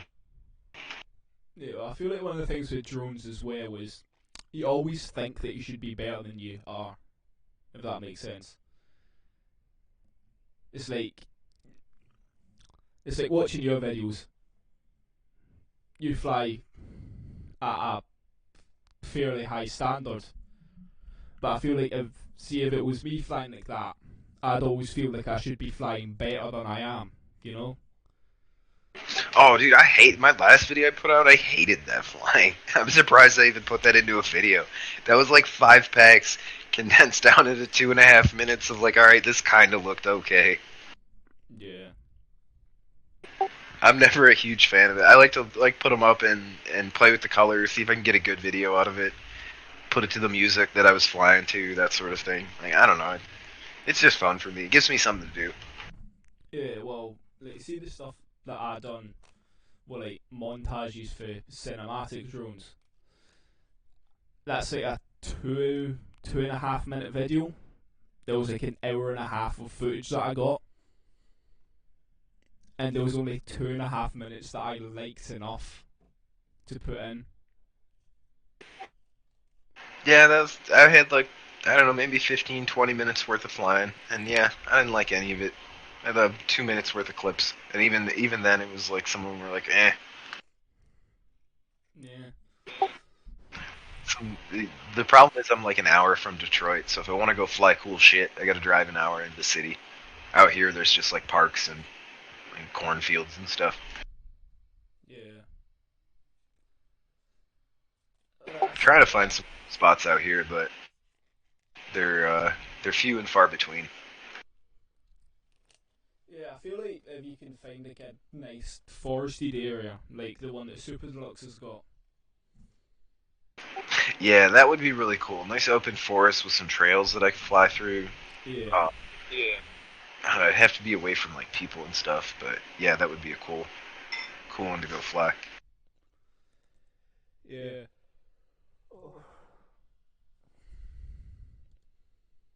I feel like one of the big things with FPV is you've got to be able to find the spots as well. It's like watching somebody just fly around the parks and that, like a big open park. It's good, and it's good to like see how well somebody can fly. But I feel like, see for like replay value. Yeah, they're super boring. Like nobody, Bot always says like nobody wants to see you fly around a park all day, dog. Yeah. It's like he's got a point there. It's like a lot of the stuff that I post is like more just like practice footage, like me just kind of like going out and taking a few packs out and getting into that zone and flying a little bit. So there's I have some videos that are and the building dive videos that I have, or like the bando videos, they definitely draw more views than just like park flying. But I still like to put out like just videos of me park flying and stuff. It's I don't know, it's fun to show off like some of the little lines that you can find and Yeah, I feel like one take. anybody. Somebody said it the other day, like anybody can fly in a park, but to make it look good is like kind of difficult. And Yeah. I mean, if you do a good job making even just like a tiny little spot look cool, I feel like yeah, that's a win in my book. Yeah, well, if you can fly at a park and make it look cool, you can fly anywhere and make it look cool. Right? I love going to new spots too because I feel like my flying has gotten to the point where I go to a new spot and like right away feel comfortable. I don't feel like I gotta get a couple laps around it and like see what's there and feel stuff out. It's like I've gotten to that point where I feel comfortable just going to a new spot and being like, okay, cool, this is a bando. Let's go rip it up. Let's see what's inside. Go fast and can run So that progress.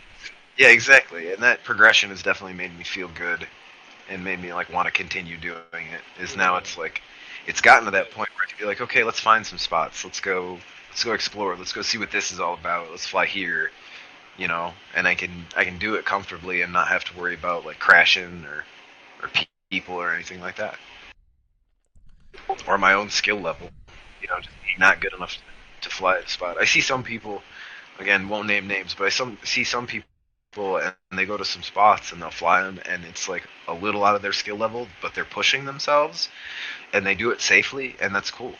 I love seeing that, but like, there's some people where it's like, man, I wouldn't want to be there when you're flying that kind of deal. Like, I'd be a little scared to be around you. Yeah. But at the same time, that's how people get better. Well, yeah, wait until you see me flying something where you're like, I never knew that you could make flying around a park look so crap. It's like, because I don't know, I managed to get like 10 hours into DRL, then it just stopped working.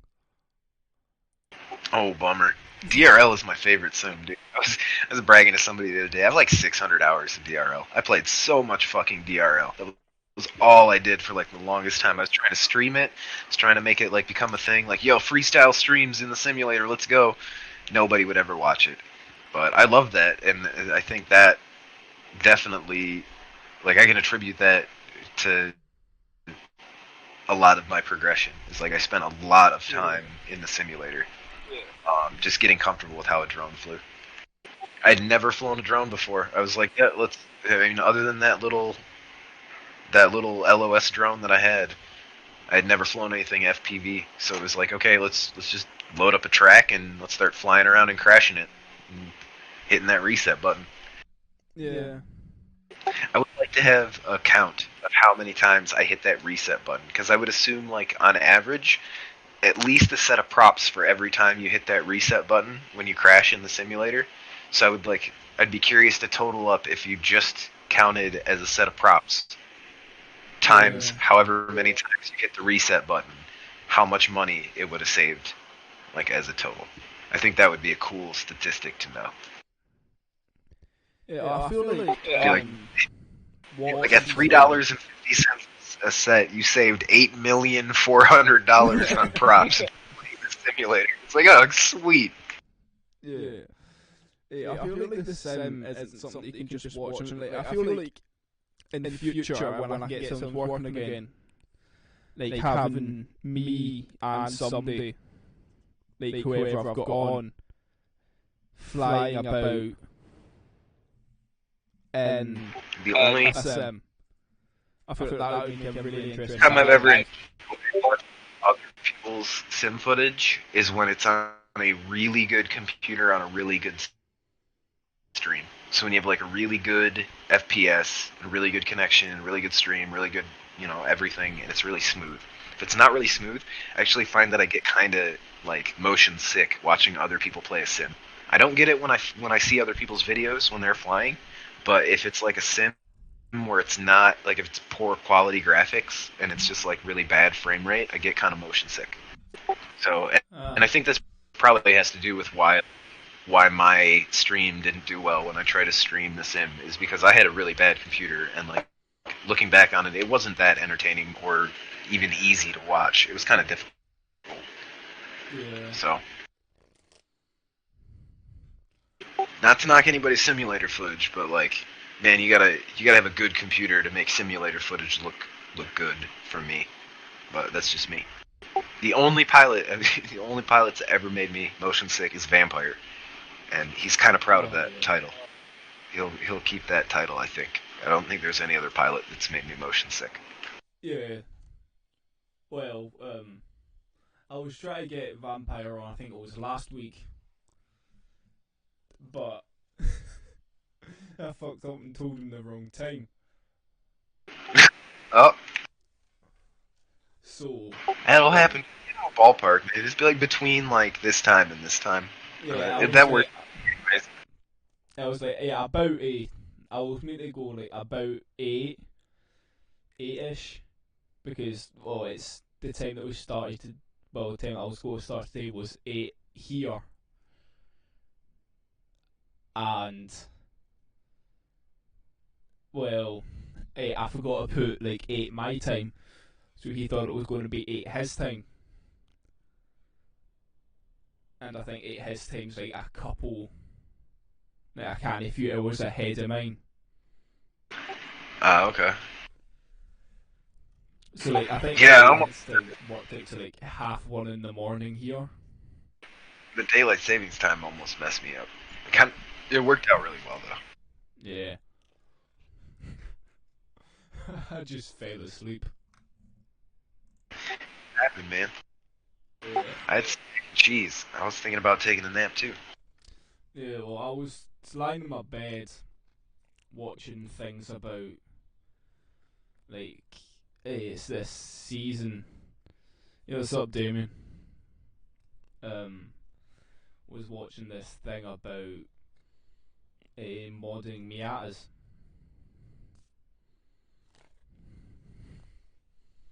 Come on, Damien, this isn't Twitch. You can't pog in chat and get views. You see, I was just watching a thing about modding cars and just completely lost track of time, then fell asleep.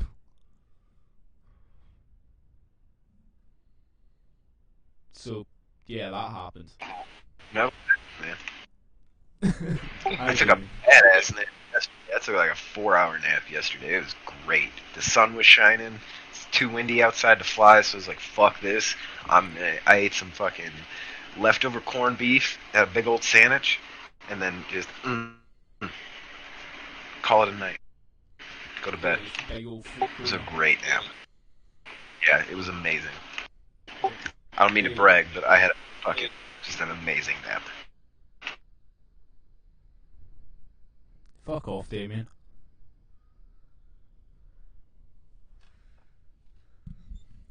Can't.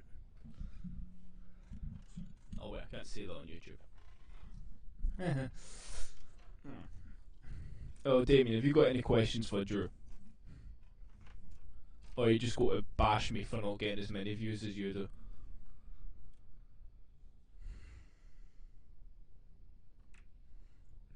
Yeah, like, look at this, I put in all I put in all my effort into getting Damien views. It's like, yeah, fuck you, I get more views than you.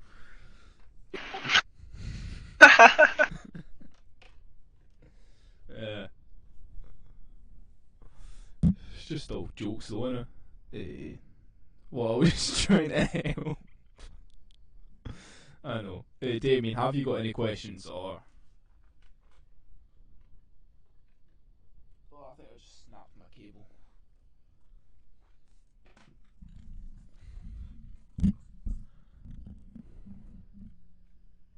Yeah, Damien, the best way I can think of to get me more views is become interesting.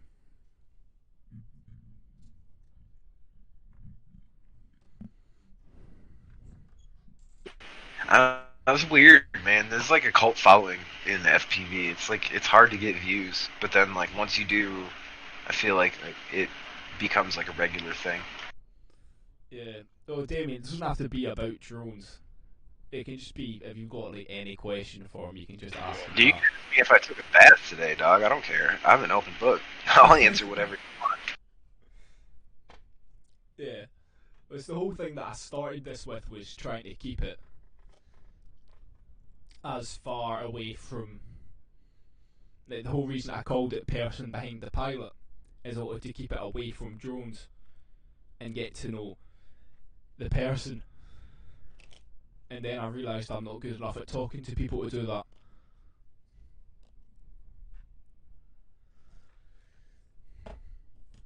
So I think the only one that you'll be able to find of me trying to talk to somebody and it just being about who they are and nothing to do with the drones would be COAFPV. I'm gonna have to watch that one. I didn't know you did one with Ciotti. Yeah, it's the first one I've ever done. I'd And like I to think, learn more about Ciotti. I've watched yeah, his stream a couple times. He's a really interesting dude, and he's got a lot of information. Damien, I'm not asking him that. So the wet wipe question. I'll DM you. Can't ask you to kick you off. Yeah. Right. This is like his go-to thing for some reason. Says the wet wipe question.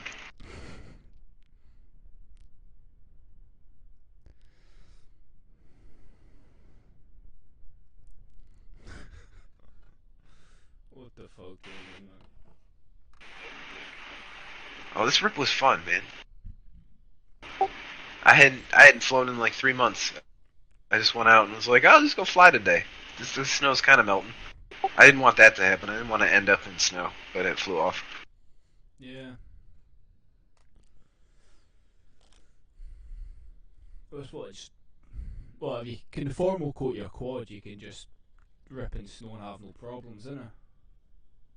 Oh, I don't conformal coat. The two quads that I did conformal coat both fried, so I have a sneaking suspicion that conformal coat builds up too much heat in some of the chips and Yeah, causes I think it damage does. to them. So I just conformal coat anymore. What I do conformal coat, if anything, is I'll do like a drop or two on the plus and minus on the lipo pad, Yeah. just to kind of keep that like from anything getting on there and bridging it. One little wire getting on there and bridging it. I don't want anything like that to happen. So I'll do like a little bit on where I solder right there, but that's about it. Right, so you're going to end up getting two of these because my phone's not connecting to the internet and I sent it on my phone and I'm out of data. So I'm going to text you again on um off my laptop. That's okay. Right, so now this is how you got to figure out how strange of a man Damien is. So I need to be worried. Yes.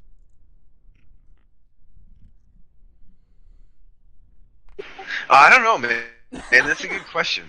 Like it depends on the situation, to be honest. Like, what are we talking here? Am I smuggling these wet wipes? Do I need to get them somewhere for somebody? Like, I'm gonna go with it depends on the situation. That's my answer to that question. In a pinch, I can probably do like a 24 pack. You know what I mean? If somebody like really needed them for later. But like an average day to day, man, probably just like a couple. Well, I think Damien said that you were not not. I don't even know what that word says. He's sort of an American Dad episode.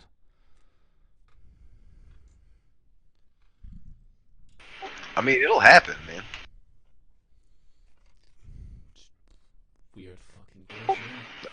This quad flies so well. Yeah. This is my 4S moon goat, I think. Oh. Yeah, this is definitely the moon goat. I can tell. I can tell by how it holds its yaw pattern. This is definitely a FetTech quad. Yeah.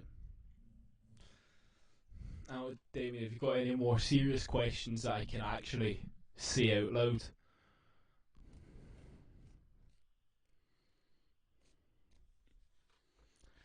Because I may do some dumb shit, but I'm not saying that out loud on internet.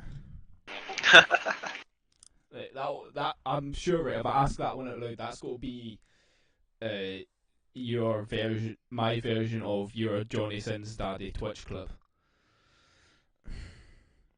Yeah, that's the thing. Yeah, I'll send you that as well. It's actually I'll send you it after because I've got to go find it. Damien wants to know how your day was.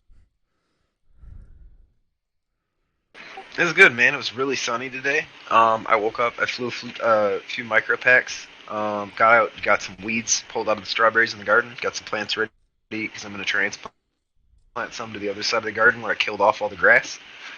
What else did I do today? I started some laundry. I got switched that over to the dryer. Thank you for reminding me. Um, that's about it, man. It was a good day. Yeah. Played some video games. Try and get into some carball after this. See if I'm gonna hit up Super Deluxe and see if he wants to play some carball. Say hi to him for us. Super Deluxe was proper sound. Yeah, I will, man.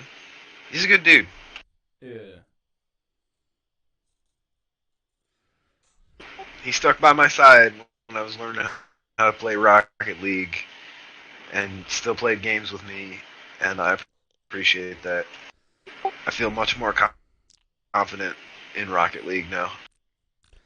Yeah, that's what Damien got me into playing Payday. I don't know what it is, man. Like I used to love like really, really in-depth games and stuff. I don't know what it is about Rocket League. Maybe it's the mindless aspect of just like hitting a ball with a car into a fucking net that like it makes it really fun. Yeah. Well, that's a little over 2 hours, so I reckon we should wrap it up soon. But yeah, well, I don't know. Damien got me into playing Payday, and I've never played I that one. I absolutely suck at shooters.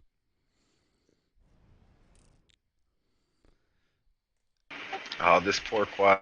Rest in peace, this quad. This was my favorite flying quad. What, did you just blow something up or what? Yeah, I had a failsafe while I was trying to do the backwards wall ride challenge for Bot Yeah. Grinder's Bitcoin thing. Had a failsafe, and I fell from the top of a building. And the list of things that aren't broken on that quad, the salvageable parts are one motor and the ESC. Everything else is fucking broken. All three other motors are all, they've got the bells all bent up and like dented in. They don't even turn. The air unit is like completely, it won't even turn on. I tried turning it on with like a different power supply, it won't turn on. Hmm. Oh, that's another one. FC didn't boot up. Yeah, that's another one. Damien gets annoyed at me as well because when I buy a game, I don't buy all the DLC. I, if I buy a game, I buy just the game, not DLC. I'll buy the DLC, but only if I really get into the game. Like Rocket Yeah, League, they had a season pass or whatever where you can like start earning some cool prizes and stuff, and it was like $10, and you don't have to buy it. You could play for free without it. So like, but I really got into it. So yeah, I'll throw $10 at it, and like, yeah, it's like I guess it's more for like support than it is for like expecting something out of it in return. You know, yeah. Well, we got it's a lot of we the got reason why I support a couple of the patrons that I do is because like I don't know, they do content and stuff, but like really I just like supporting what they do. yeah. Right, I've got one final question for you now, right? All right, let's Right. do it. So the last question: if you could see anyone else come on this next, who would it be? I always like when Bachgrinder does interviews. So I would probably say Bachgrinder. Well, I'll. Let me see.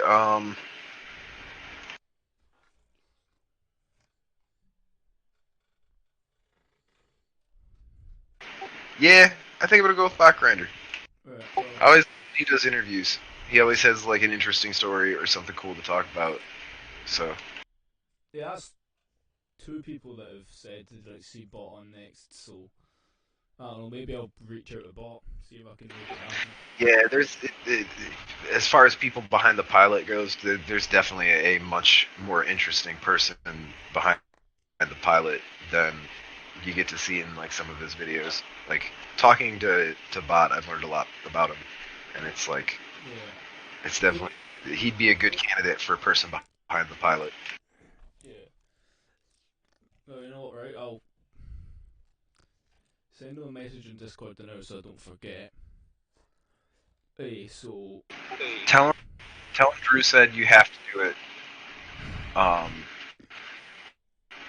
or I'm gonna go back to beta flight. what? Tell him that's what I said. I said if he That's doesn't beta do it, flight. Drew is gonna fly beta flight, and it's gonna sound like crap. He's gonna leave his motor noise in the videos, and it's gonna sound like crap. It's gonna be VV instead of that VV, and nobody's gonna like it. So he should probably just do it to save us all Yeah. the trouble. So when I'm doing this, have you got any plugs? What plug ins or? I don't know, man. FPV is awesome. I'll plug a FPV. Just Yeah. go do it. Fly your drone. Bro, why No, is I don't Bot know. saying something in Russian? Like, I don't know, because he's bot. He probably just didn't want anybody messaging him. That's fair. It's probably changed something weird. It was like bot grinder 420 or something. I don't know, Yeah, well, it's now but Russian. yeah, Well, I don't know what did I say to Bot. I don't know. Just ask if he'd like to do an interview. Yeah. Well, everyone go subscribe to fpdrew on YouTube and do you do Twitch? I do actually. I have a Twitch, but I don't. Like I'll do some video game streams and stuff every now and then. I don't do a lot of stuff on Twitch, like streaming wise. I can. I have a computer that'll like kind of stream, but the problem is like I have to get chat on my phone, and it's like hard to engage with the chat while I'm doing it, and Yeah. like I looking don't at two blame you different for that. screens. So So I do some stuff here and there, but like mostly I just do like flying videos. If you want to catch me on Discord, you can message me on Discord if you ever have any questions about pods. I'll do the best I can to help you out. Yeah, thanks, man. Well, everyone, thanks for watching.